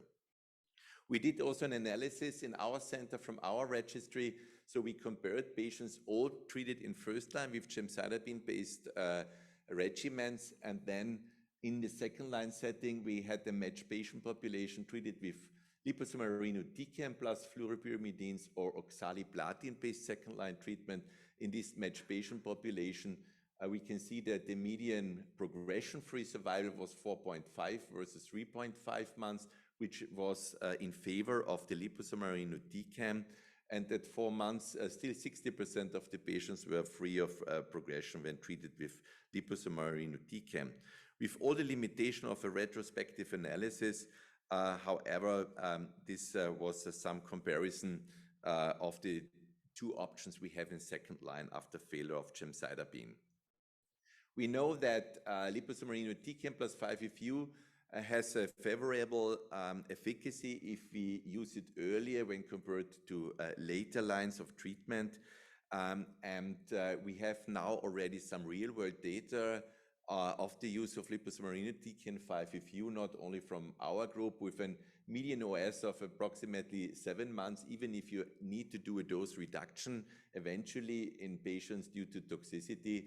And this is very much consistent with the median overall survival of an Italian analysis of almost 300 patients. And so numerically, it's a little bit superior to the overall survival data we have seen in the selected patients from the Napoli-1 trial. So can we, however, characterize those patients who have even a better benefit of liposomal irinotecan? There had been post hoc analysis of the Napoli-1 trial showing those patients who do even better. Not surprisingly, the patients were younger, had a very good performance status, but also neutrophil lymphocyte ratio was below 5 with a low CA99 level. We also looked into our real-world data, and again, we also saw the younger patients, fit patients with lower tumor burden, had a better prognosis. So this seems to be some prognostic factors we might take into consideration for those patients who might have a good benefit of a second-line treatment, especially with liposomal irinotecan. What's about the other option? We have talked now about liposomal irinotecan. Oxaliplatin-based combination seems to be controversial. There was a positive trial, the CONCO-003 trial, which did show that the off regimen in this German phase 3 trial did significantly better when it comes to a median overall survival with 6 versus 3 months. However, the Canadian Pancreas trial, who used the FOLFOX regimen, did show a significant inferiority for the combination of oxaliplatin 5-FU when compared to 5-FU leucovorin alone. And even if you look here in the secondary endpoint progression-free survival, there was no benefit for adding oxaliplatin. Also, our Asian colleagues combined S1 with oxaliplatin in the second-line setting, all patients after failure of gemcitabine-based first-line treatment, and they also could not demonstrate the benefit of adding oxaliplatin to S1 when it comes to overall survival, but also not for the progression-free survival. So it's not quite clear why we have this conflicting data, whether this is indeed this rather complicated off regimen or so far it might be an option. We know oxaliplatin is an active agent, but in this setting after failure of gemcitabine, the data are not so clear than it is for liposomal irinotecan. What's about conventional irinotecan? Julien Taib gave us some post hoc analysis. There had been indeed a phase 2 trial, randomized trial for patients in second line going for FOLFIRI or FOLFOX, and it is demonstrated here in this South Korean trial that conventional irinotecan 5-FU seems not to be very active. No responses, 23% disease control rate, low PFS and OS data, so it seems not to be a favorable regimen to go in second line after failure of gemcitabine. So what else can we look at? We can go into bigger registries. So our colleagues from Germany have a German pancreatic cancer registry. And it is quite clear if you look on the different sequence of treatment that there are some differences in the patient characteristics. So patients starting with FOLFIRINOX, they are rather younger than those patients starting with gemcitabine nab-paclitaxel. I think this makes sense, and this is reflecting probably also your experience in your center that for the triplet combination, you're selecting more the younger patients. So they were significantly younger, almost 8 to 10 years younger than those starting with nab-paclitaxel.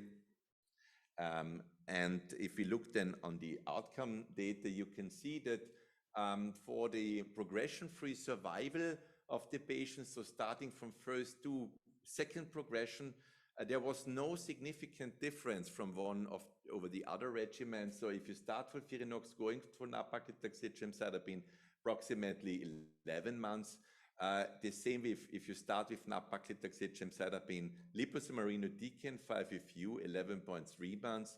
So numerically, those two regimens seems to be comparable. When it comes to overall survival, I think this is crucial because it's a very hard endpoint.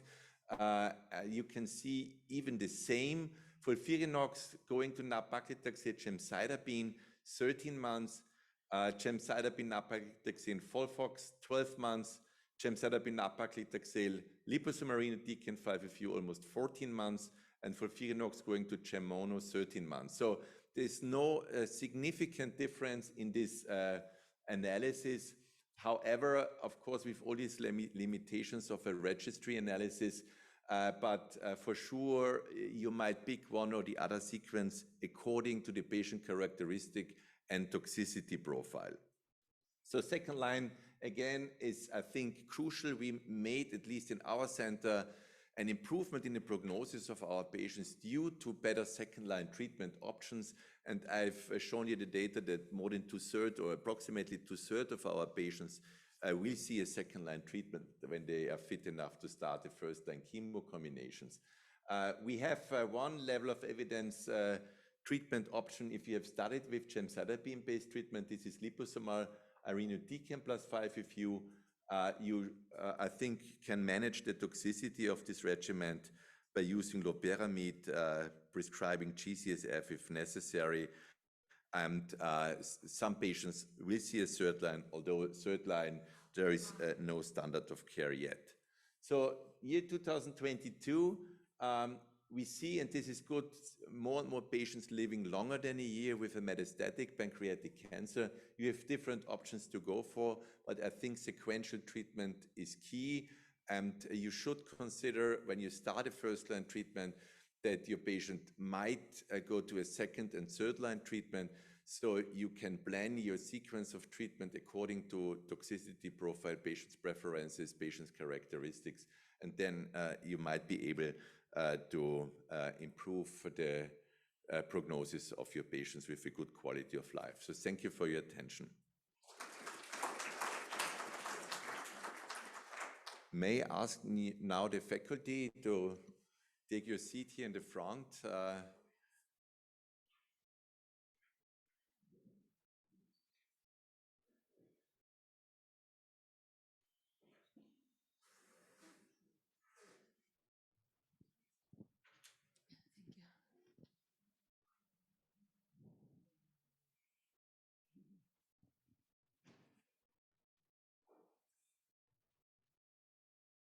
Are there any questions from the audience?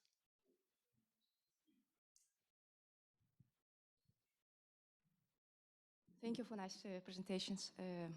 I have questions about second line.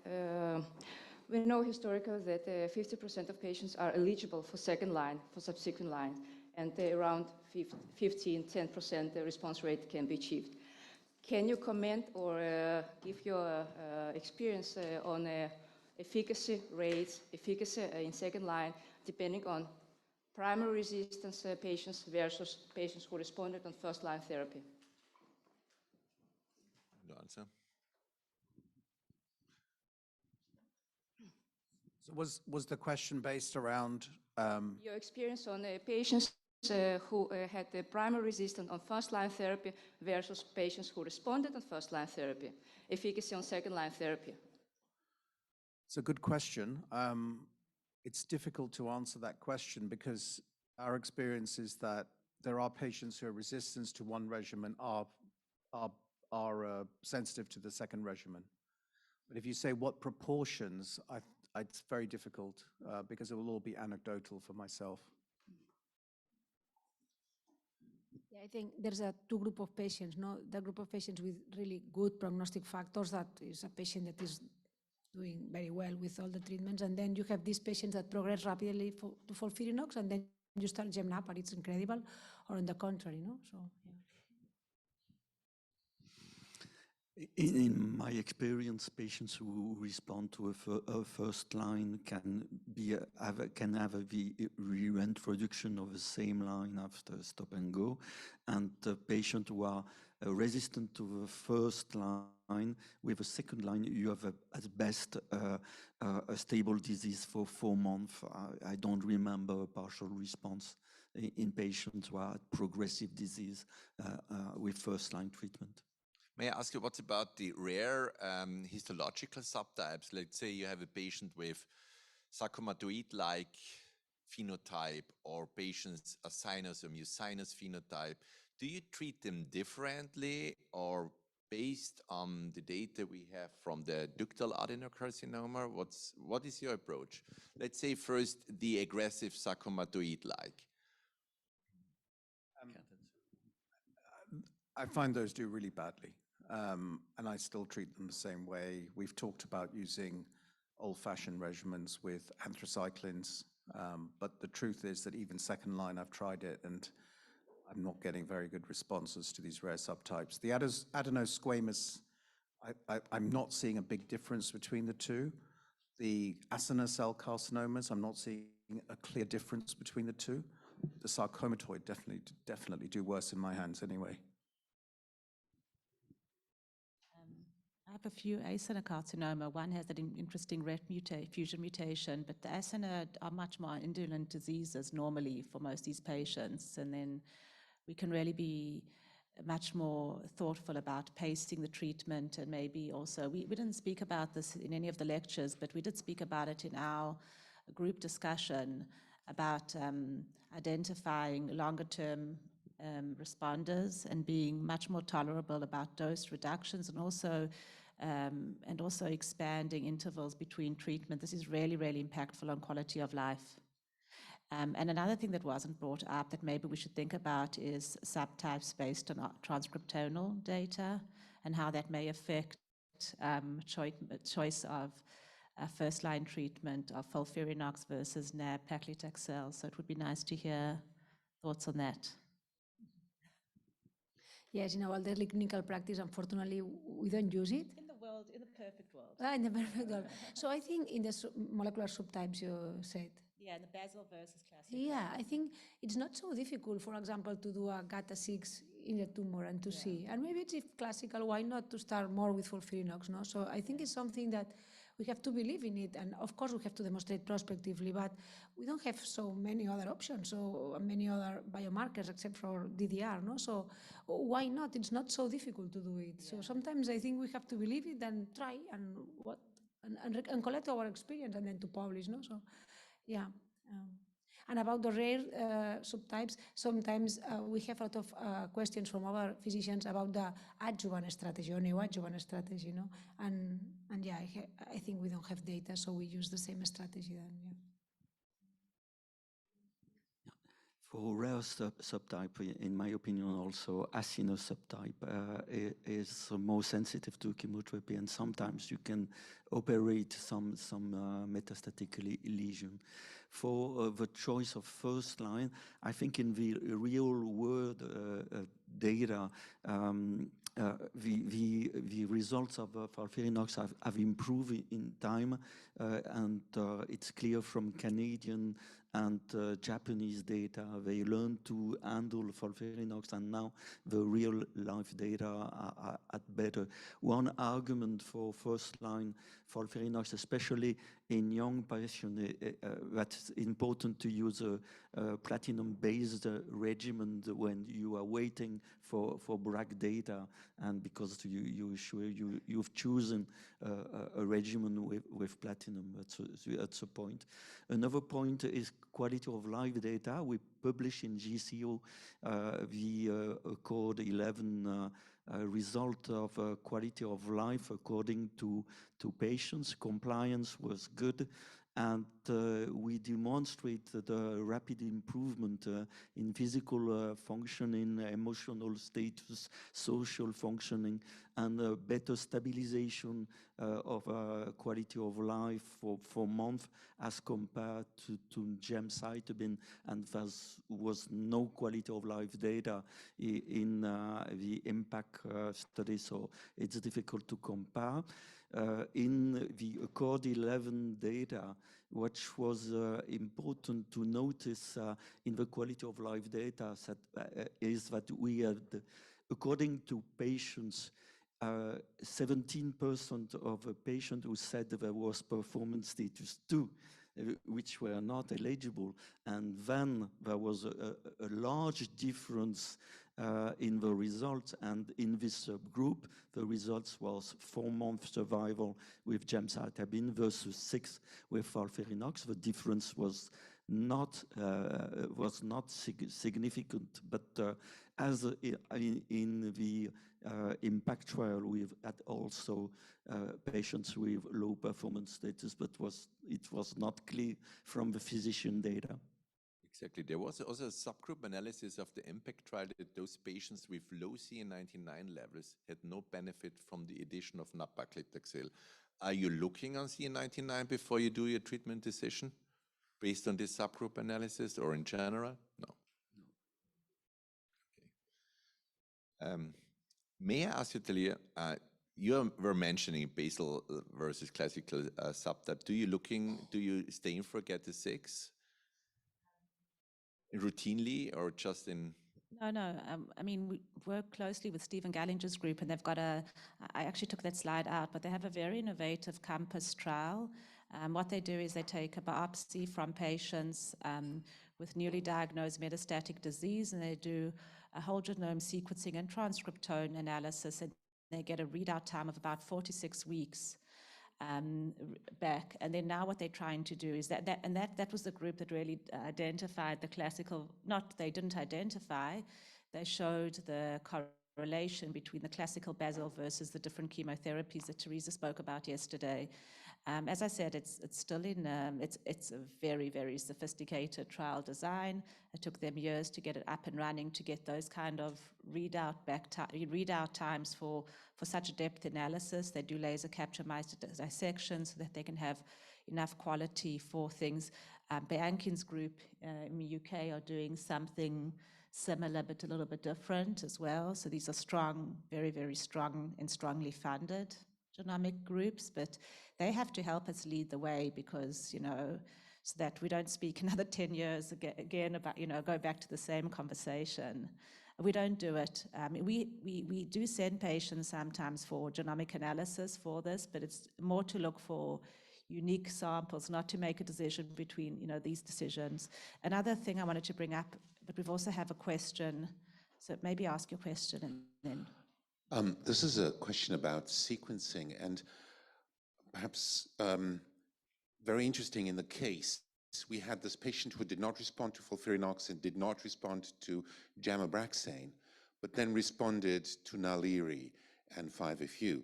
Now, I applaud the effort to try it, but I personally would not have expected this patient to respond. Certainly, if somebody had had FOLFIRINOX adjuvantly and then progressed, and then the treatment, I would have tried. Just out of curiosity, is that a miracle, one patient, or have you seen such patients, perhaps you, Thierry, who start with FOLFIRINOX? Would you try it in third line, or does anybody have this experience? As we have no clinical research open in this situation, most of the patients at palliative care as third line. Unfortunately, both Abraxane is approved but not reimbursed in France, and Naliri is not approved and not reimbursed. So it's very difficult for us. I just wanted to check because, what I'd said in my talk was that is it true resistance or is it intolerance? And I think one has to be a little bit careful because we've had patients who've got bad toxicities and just have had to come off treatment for a period of time. And certainly we got a lot more before DPD testing. I don't know who's doing it routinely, but the subtypes of DPYD that are causing problems in terms of intermediate variants are higher than you think.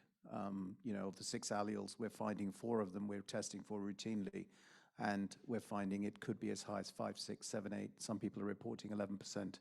So I think it's really important to understand that there could be toxicities related to each individual component. We don't do the irinotecan, the testing for the 7/7, but some people do that, although there's a little bit of confusion about whether that really means anything. No, I want to say that there's some data that differentiate 2 groups of patients. This group of patients that receive FOLFIRINOX but never progress on FOLFIRINOX, and these patients can benefit from Naliri 5-FU because not progress during FOLFIRINOX. And then this data also demonstrated that if you are progressing on FOLFIRINOX, on irinotecan, it's more difficult to have activity. So I think we have to differentiate really clearly these 2 groups of patients. I thought similar to you when I saw, and I was wondering about what is the biological and pharmacological, understanding about what we saw in that patient, because it's really interesting. And it's kind of, you touched on this as well now. I think it's also and I think this goes a little bit to the art of our trade, right? It's not rocket science, but there is like an art of our trade. And I think it goes with when we giving a good treatment option for our patient, but we batter the host so badly that we don't facilitate the good treatment, that we don't allow the treatment to proliferate like it should be in this situation, and how we have to really learn to be in contact with our patients and see them at adequate intervals, or use our nurses. I don't know, they're not in the session, right? This is really where the nurses come into impact, because I see my patients once every I don't know, 4 to 6 weeks when they're on metastatic, but my nurses can be seeing them every 2 weeks or weekly. So that's really how they can help us to make sure that we didn't miss the FOLFIRINOX because we, hurt the host, and then the irinotecan or the Naluri was the one that facilitated the drug better. So we do promise weekly, and we know that. I just asked because he had 6 months of FOLFIRINOX initially. So it couldn't have been very, very toxic initially, in my interpretation, just looking at hits. Yeah, but maybe yes. I would like to ask you about our patient with metastatic pancreatic cancer who was treated with 12 cycles of FOLFIRINOX and achieved a stable disease. And the patient would like to get a drug holiday. And then the patient was stable for 4 months and then progressed. What would you recommend? Would you recommend reintroduction of FOLFIRINOX, or would you recommend to switch another therapy? If a patient had a good performance status, we are used to reintroduce FOLFIRINOX, and we have stable disease several times, sometimes in exceptional patients for years and years. Sometimes I reintroduce for 4 times, 5 times FOLFIRINOX, but of course it's rare, but never when there is progressive disease with a first-line treatment. Thank you. So we because of our experience with doing colorectal trials with drug holidays, when we switched to FOLFIRINOX, we did start doing it. I have to say, when I saw the POLO trial, it gave me better feeling that you can do drug holidays because there was a placebo arm on the trial. So you get some real objectivity around what you're doing. The feeling generally from our experience, though, is the drug holidays have to be much more carefully monitored than with colorectal, whereas we have some patients who can go 3, 4, 5 months with a drug holiday. With pancreas, you have to be a little bit more careful because that's unusual. So we're monitoring them more closely when we're doing drug holidays in upper GI cancers compared to lower GI cancers. But I think it is feasible, and I think the patients really appreciate it for their close toxicities, as well as, of course, de-escalation sometimes for the oxali. How often do you recommend CT scan? How frequently? Every 6 weeks? Every 8 weeks?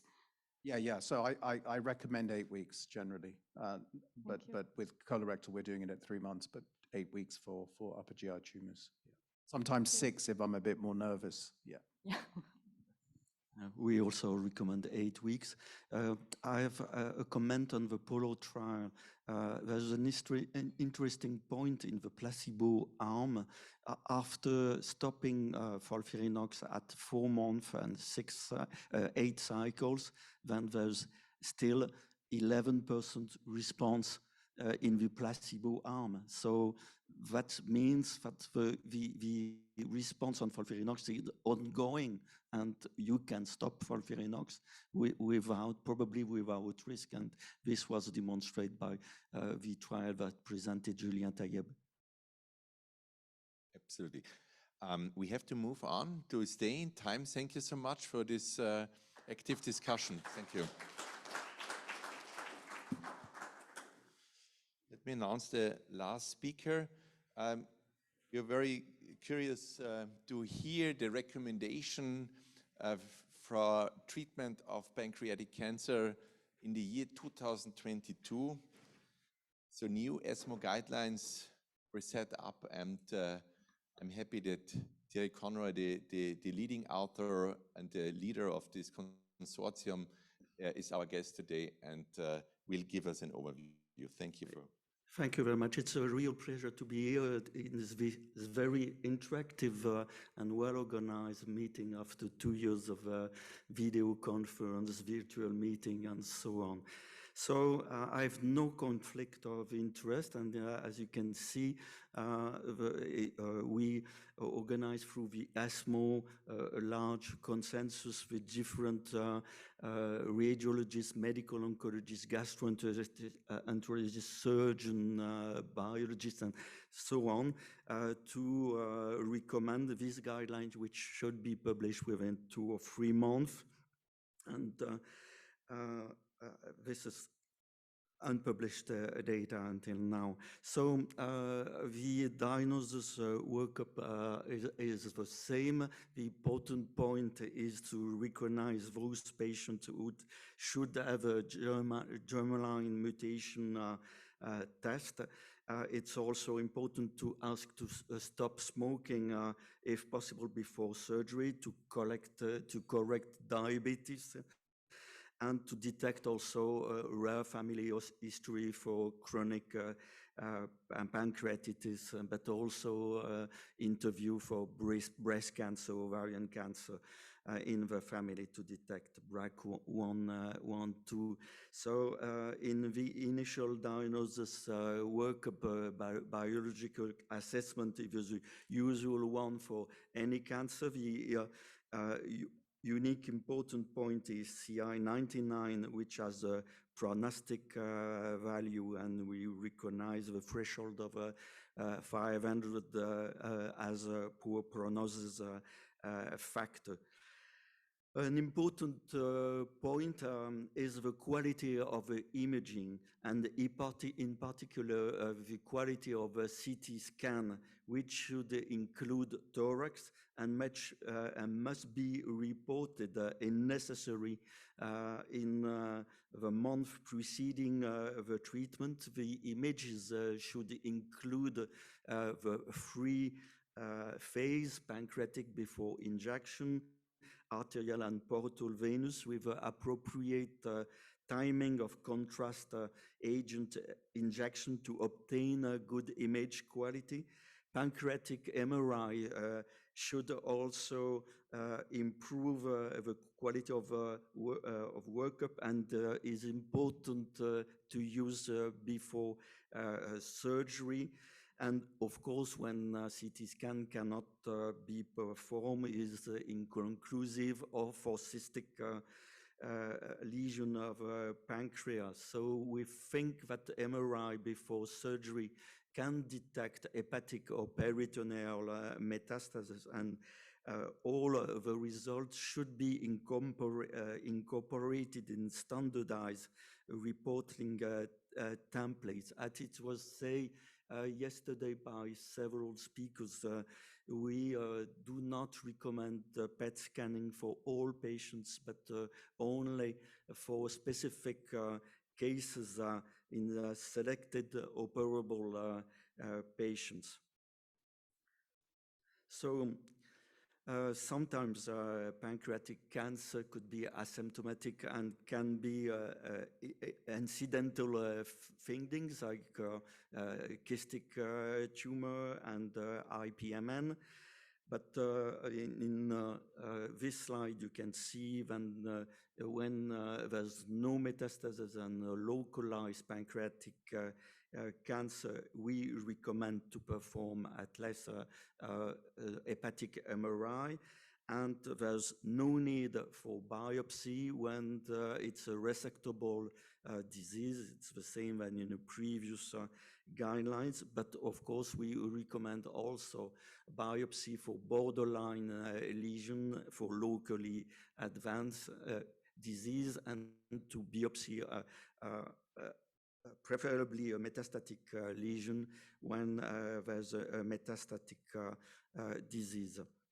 So for staging, we recommend to use TNM classification and NCCN guidelines for resectability. The panels really believes that the ABC classification from the International Association of Pancreatology and MD Anderson is also useless to define poor prognostic factors as high CI99 and more than 500.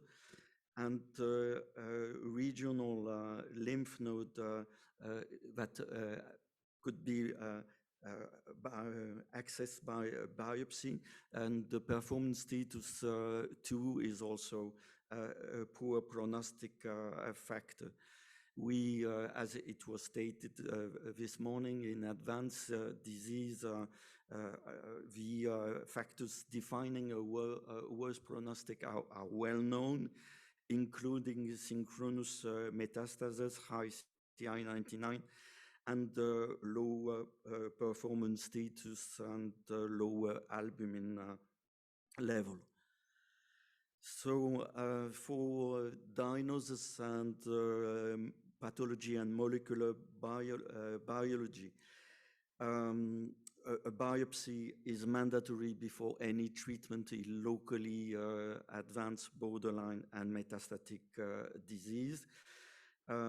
Using ultrasound, echography, ultrasound guide biopsy, but after 2 inconclusive attempts, and this is new in the recommendation, treatment may begin without histologic proof, provided the multidisciplinary board discussion, imaging and CI99 level compatible with diagnosis of malignancy. We also recommend RAS testing, and when RAS wild type is detected, and this is a reason to go on and to detect also MSI and M-track fusion using NGS methods.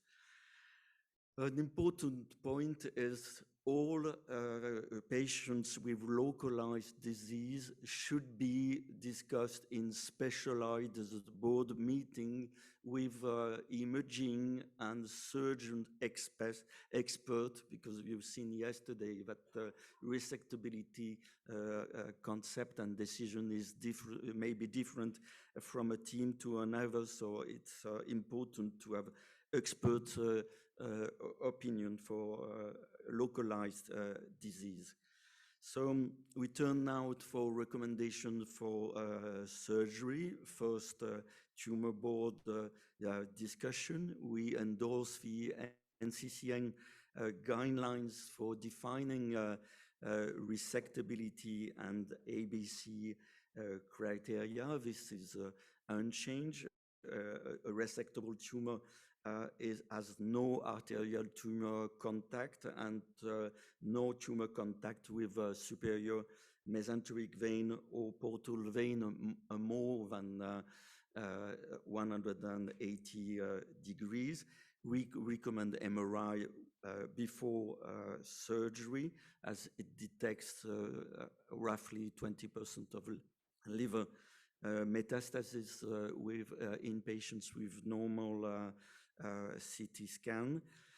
We still consider that open surgery is the standard of care, that arterial resection during pancreatic duodenectomy are not recommended except in experts team, and tumor clearance should be looked at for a zero resection, looking at 7 margin. We also recommended that it's standard for GI surgery to use perioperative thromboprophylaxis. Difficult point is the neoadjuvant setting, which was discussed yesterday, and happily the speaker said that there was no clear evidence to support neoadjuvant therapy outside clinical trials, which was the recommendation on the panel. And when you look at the recent trials, it's complicated point. First, the PRO-PANC trial, which is a very important trial, mixed patients with resectable disease and borderline patients with half of them in each situation. Globally, it includes 246 patients, and it's a positive tumor within the subgroup globally and within the subgroup of borderline tumor, but in the subgroup of resectable pancreatic cancer patients, there's no evidence of benefit in terms of zero surgery or overall survival, even if there is a trend in favor of neoadjuvant radiochemotherapy. The Japanese trial, which was presented yesterday by Eric Van Kutsem, is clearly a positive trial, but there's a problem with this trial, which was presented more than 3 years ago at the ASCO GI. It's still unpublished, which is very unusual, and we should not consider this trial until fully published. The other trial, recent trial, which is underpowered, is a very negative trial with no effect on even deleterious effect in favor of perioperative FOLFIRINOX. So at this time, we have no proven efficacy of neoadjuvant therapy, even if we think all of us that this day will come when we've better trials and sufficiently powered trials. So at this time, the standard of care in resectable disease is surgery plus adjuvant chemotherapy, and it's clear that any patient should receive chemotherapy, and there's evidence for a long time with 5-FU and folinic acid and gemcitabine, and these 3 trials were clearly positive.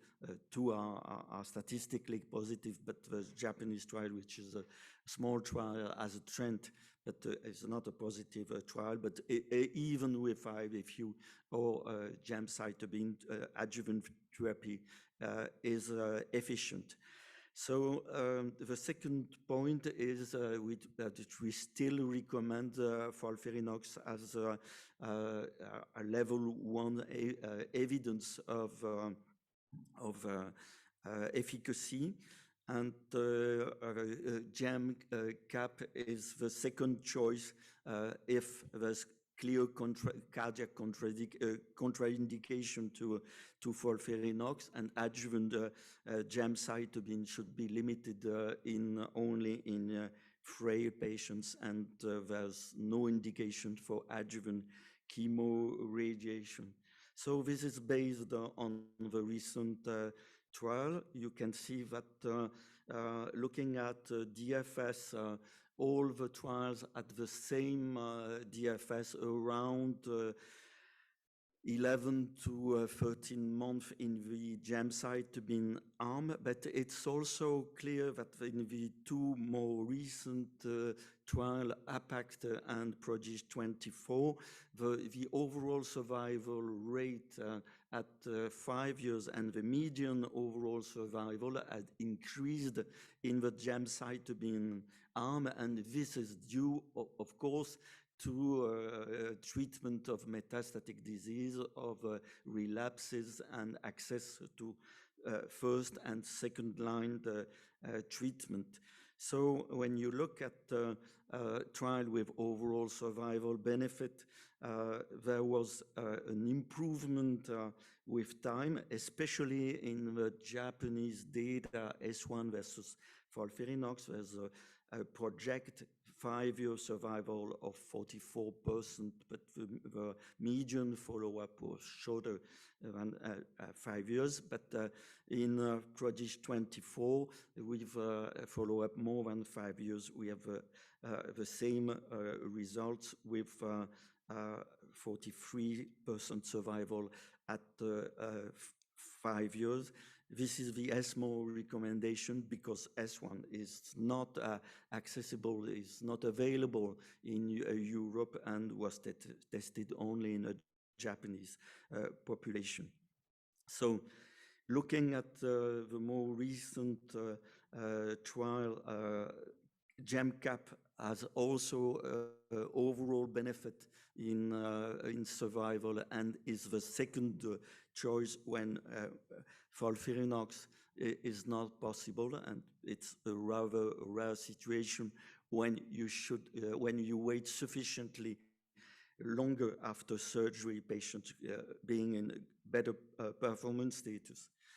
So for borderline disease, things are changed.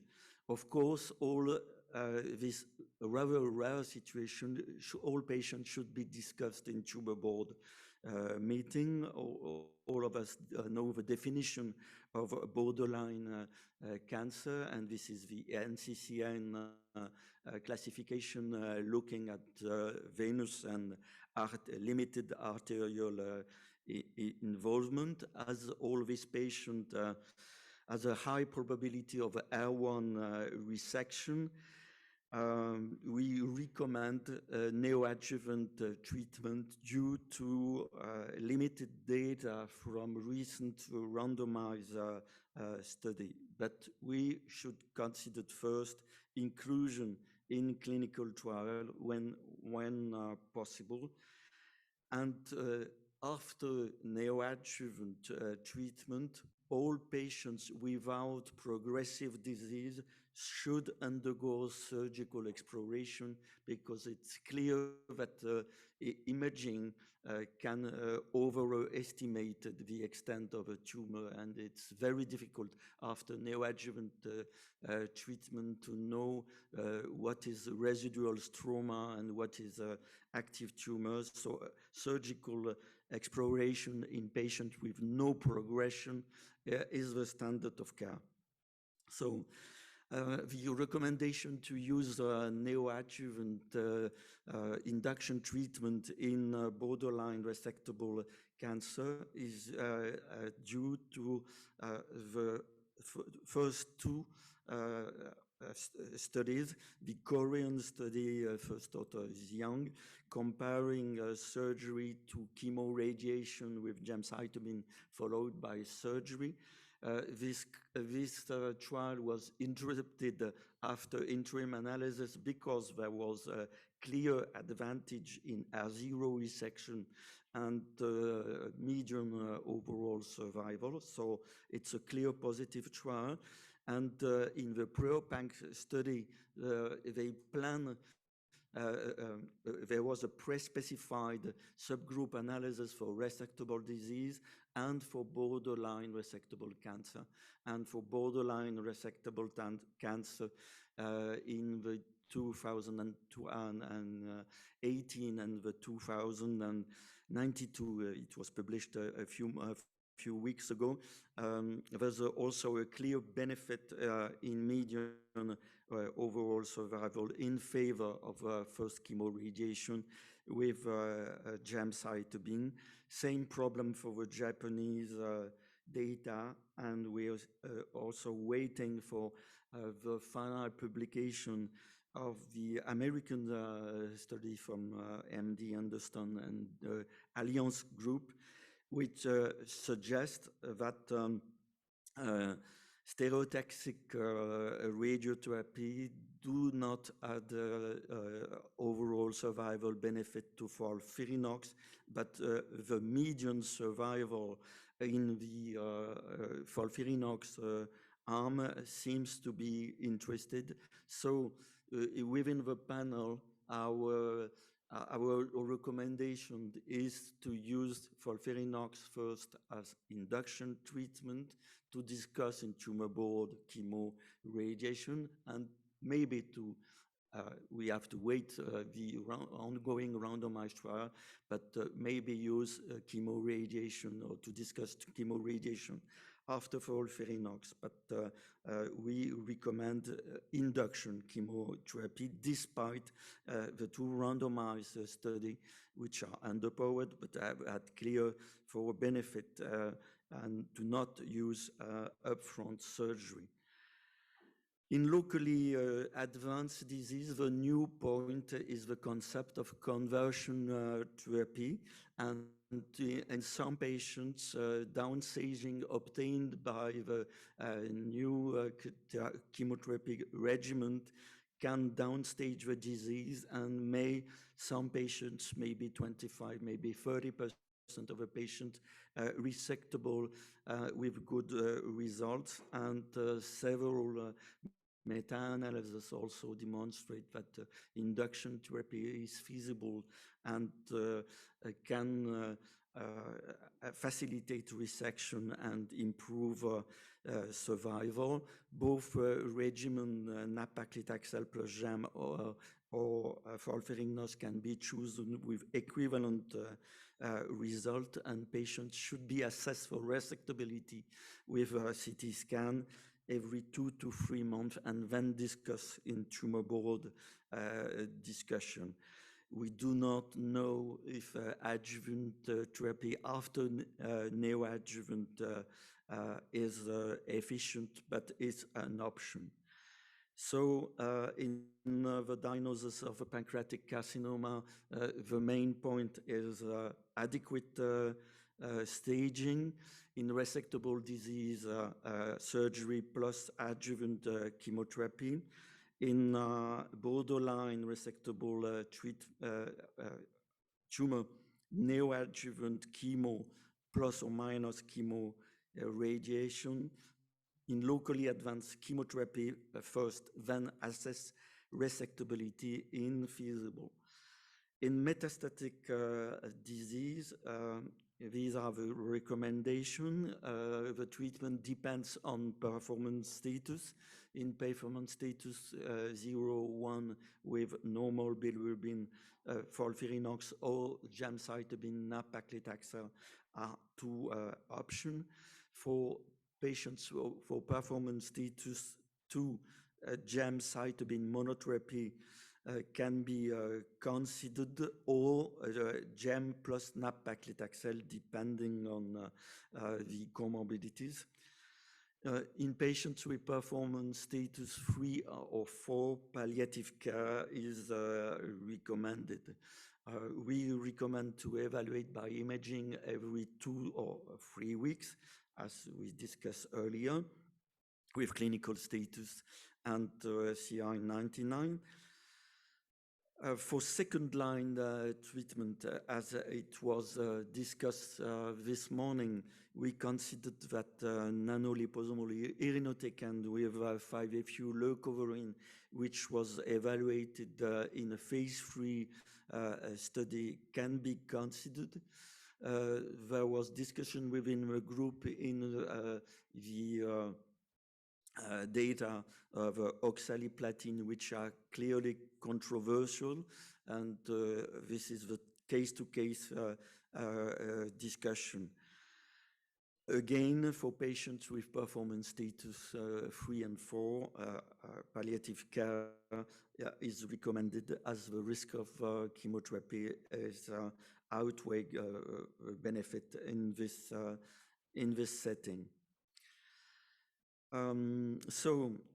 To summarize data that presented earlier yesterday, we recommend germline BRCA1/2 genetic testing in patients with metastatic disease to determine eligibility for olaparib and selection of a platinum regimen. In patients whose tumor has a KRAS wild type status, we recommend MSI status and NTRK fusion status, as some response have been described with specific agents.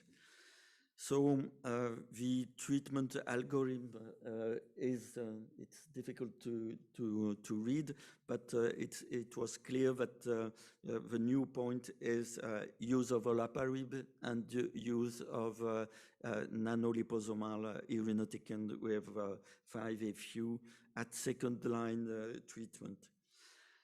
We also make a recommendation for palliative care. Of course, pain control is a major point.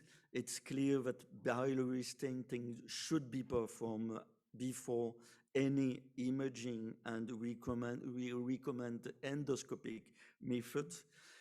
The new point in the ESMO recommendation is the recommendation of a primary thromboprophylaxis, and as those three randomized recent randomized study which were positive or somewhat positive in this situation of patients with advanced pancreatic cancer receiving chemotherapy.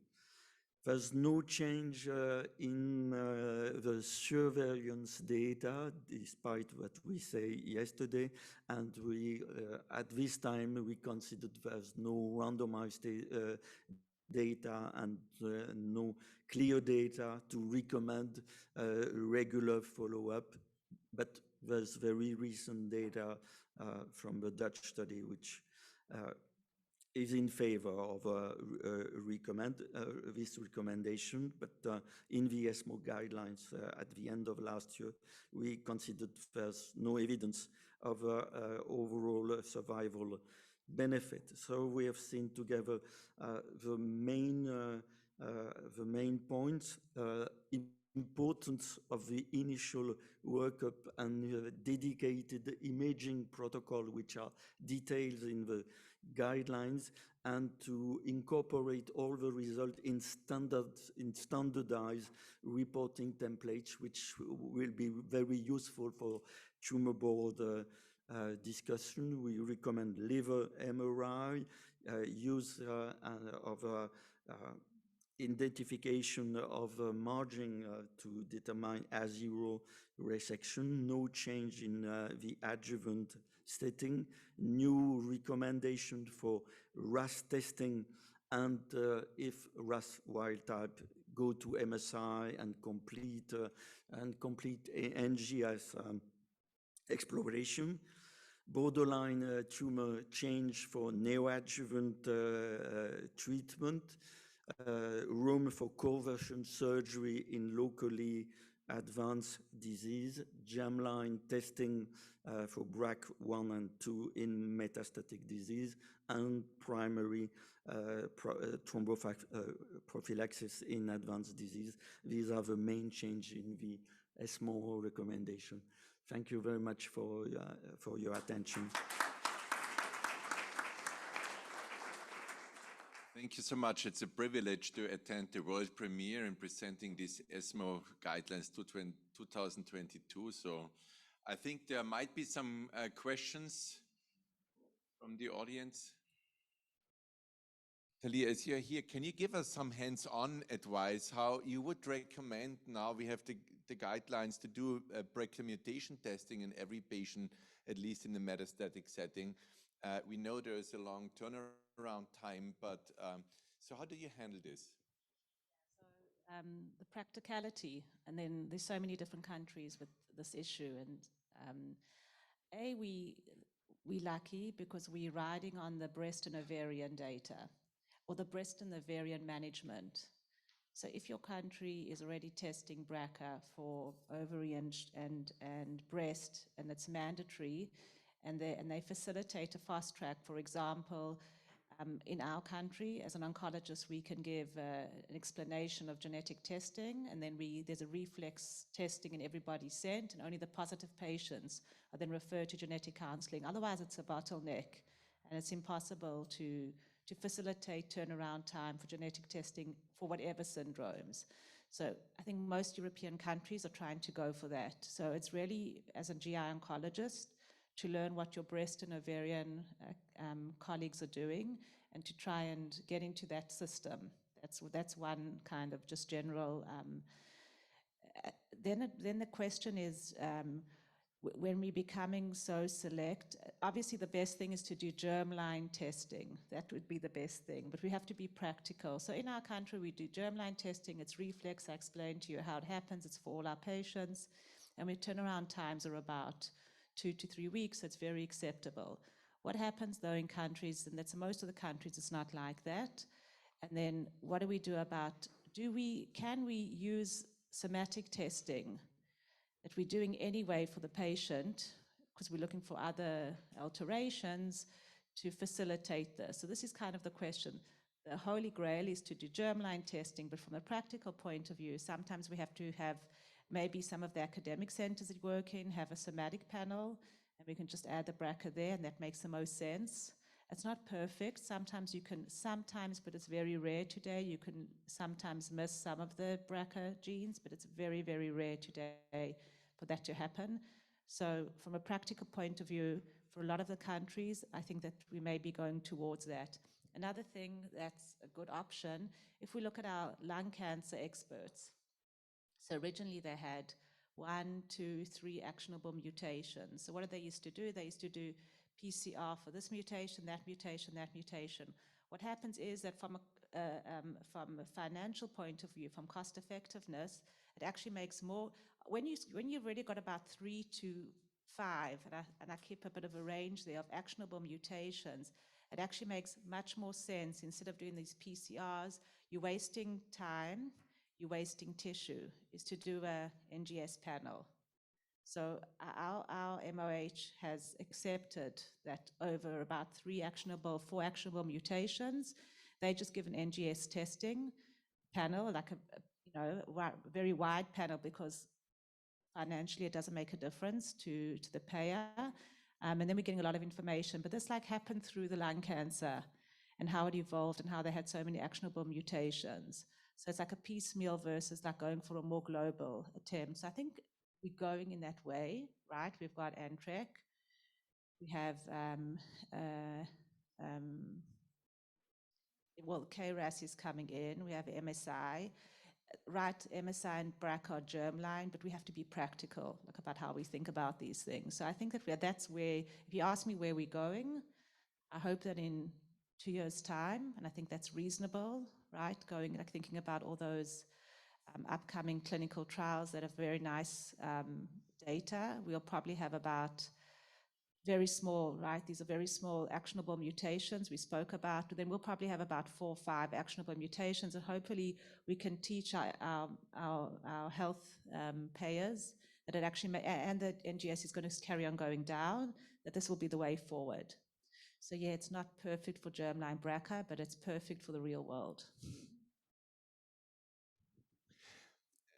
Something which is also in the ESMO guidelines is the MRI scan before you send your do the surgery. I don't know whether we have surgeons in the audience. No, do you see any problem time-wise for sending patients to MRI before they undergo surgery? Because it's now in the new guidelines, which makes sense because it's most likely an systemic disease, and if you go for an MRI of the liver, Professor Strobel is unfortunately not here to ask him. No surgeons here. Okay, so what I've also found very interesting, I think it's very important, is the thromboembolic prophylaxis for patients when they undergo chemotherapy. Do you give every patient already now a thromboembolic prophylaxis? And if yes, which drug do you use? Yeah, I mean, I don't routinely, I think from the guidelines, but I have to say that when my patients travel, I give them thromboprophylaxis already, and I've been doing that for years. So I've been giving them on long-haul flights. I've been asked them to take some heparin before they go. And that's just based on the fact that all the trials we've done, both in pancreas and cholangio, show a high incidence of events, up to 20% of our patients, if we keep doing them routinely, even asymptomatic.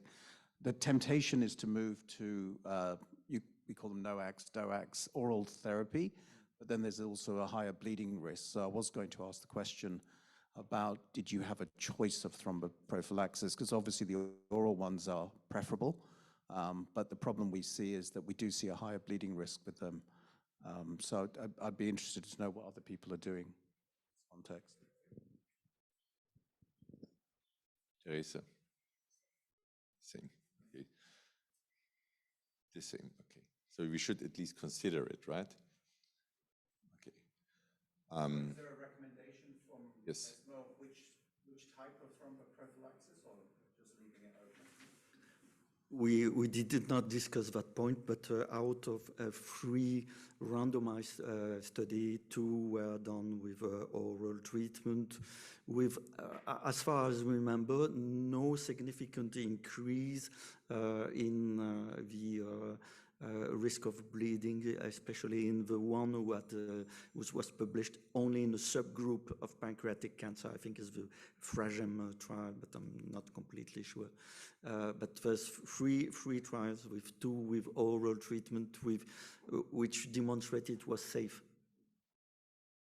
Yeah, the only subgroup in these trials which was pointing out the higher bleeding risk were the colon cancer and I think also gastric cancer patients with the primary tumor in situ, so not resected.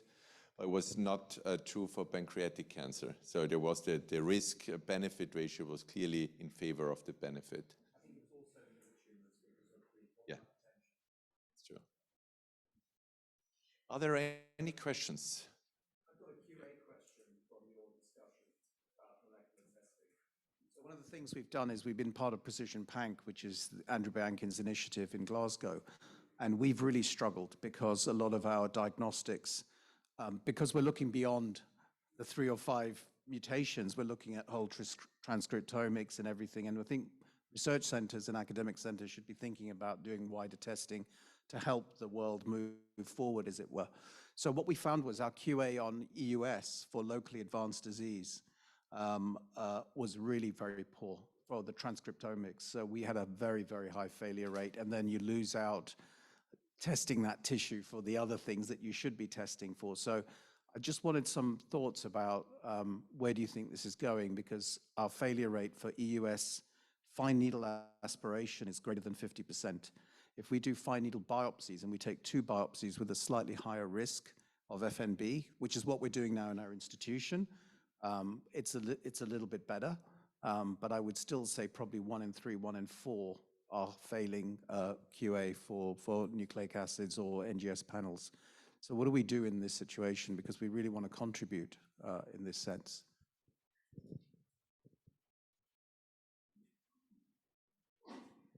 I touched on it really like barely with my second last slide. It's a huge problem. I think like we're dealing with one of the most complex and devastating tumors, and probably with the least amount of material. It's amazing for several reasons that in the locally advanced, you can only have an option for an F&B if you're lucky, because not all institutions are doing it worldwide. A lot are still doing F&A, and then you've got nothing to play with. And also because even in scenarios that you're taking a nice chunk, cellularity is going to be so low. We develop preclinical models, so we're very, very aware of this as well. We have the same problem.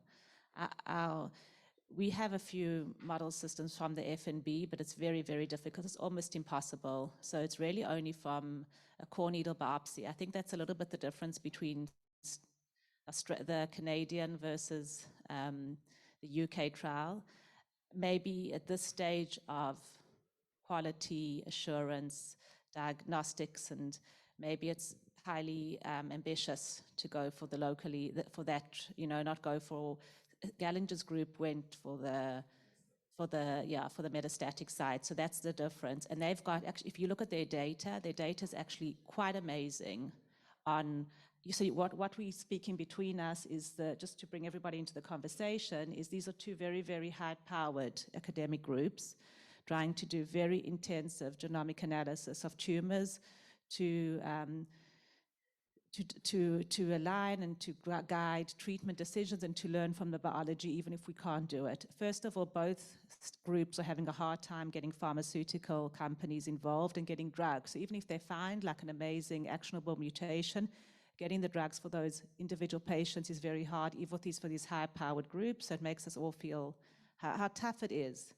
But the second thing I think is one group is doing it from locally advanced or metastatic, potentially resectable patients, and the others in a metastatic setting. And the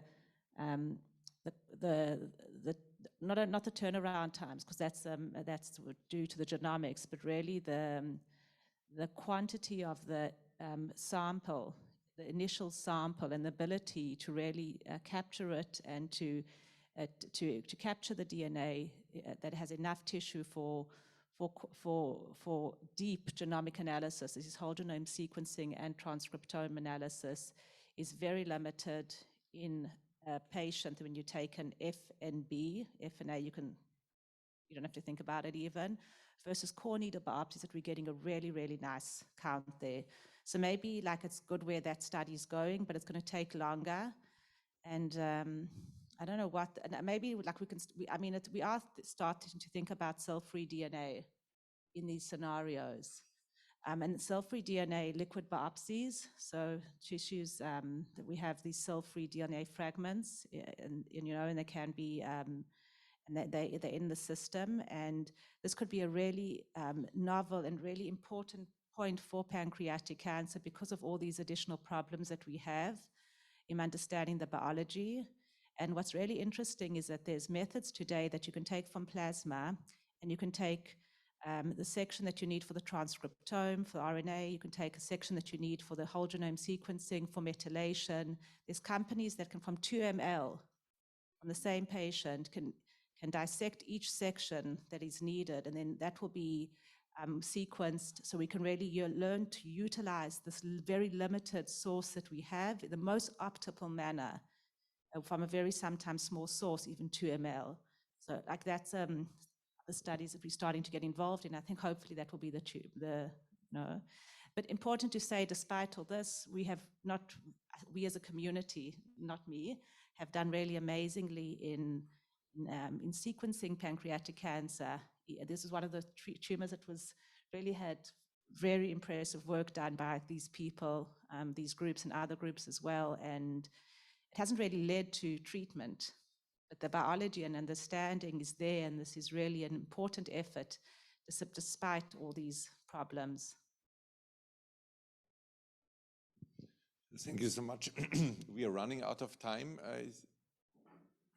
There was one last question, very quick question. ASCO has been recommending early palliative care even for operable patients for many years. And we know that specialist palliative and supportive care is important. I'm sure, I may have missed it, but I'm sure the ESMO guidelines will say something to this point because this is crucial and part of modern pancreas treatment. I agree with your comment. I'm not sure this is written like this in the ESMO recommendation, but I think it's an important point. We have validated early palliative care in randomized study for lung cancer, other gastric cancer. I know that randomized studies are ongoing, and one is now finished in France on this setting. It's clear that most institutions now are convinced that supportive care should be provided at first consultation and should be organized. But I don't think we were so clear on that point in the... We were not so clear, but we have supported the supportive care. So we mentioned supportive care in the guidelines. Sure. The early onset of palliative care is an important point. With this, I thank you so much for presenting us the ESMO guidelines. Professor Conrad, thank you so much.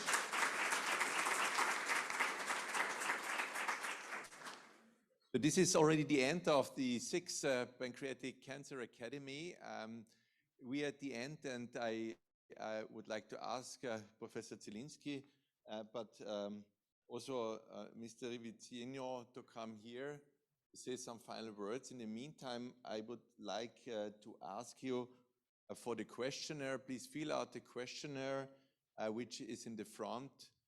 This will help us tremendously also in improving this kind of meeting, and which will support us to make the 7th Pancreatic Cancer Academy even better. And we would be happy to see you here next year again. And the word is yours.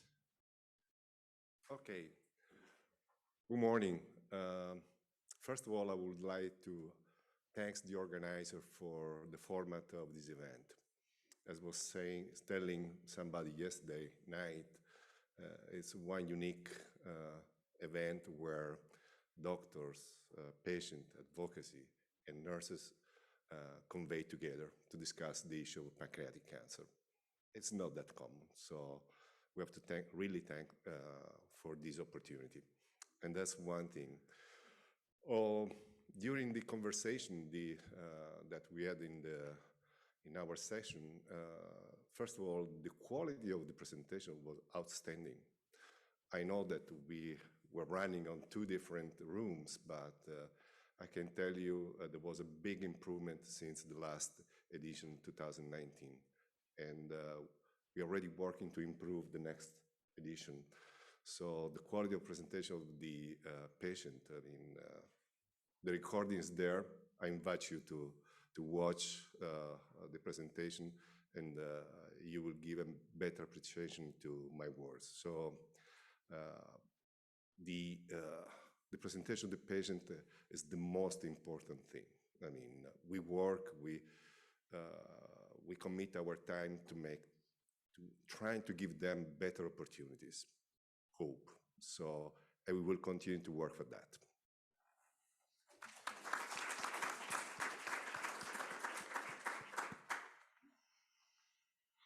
Dear Gerald, dear Pietro, thank you very much for your kind words. CCOG is very proud to stage such a conference.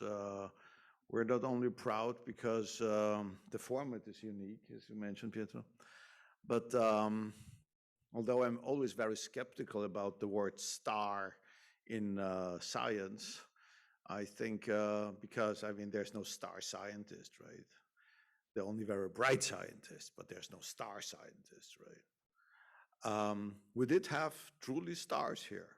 So this is really magnificent, and I really want to thank the excellent and remarkable faculty that we gathered here. And while listening to you guys, I realized how much is going on in a disease which is considered to be a very serious and a very dramatic one. I want to thank the nurses who were here. They delivered particularly important messages. I think it is extremely important in times when teamwork convenes, that we not only have star scientists, but we also have star nurses. And that is, I think, one of the most important messages that we're sending out. And finally, patient advocates. Again, I think it is extremely important that we get these messages, of not only suffering, but also of hope. That is remarkable. So all in all, I think you and we are getting better every time. And I look very, very much forward to welcome you to the 7th Pancreatic Cancer Conference. If I don't know who permits, probably Putin permits, I don't know. So we look very much forward to welcome you to the 7th conference. And now I come to the end, and I think we all have to thank Gerald Prager, who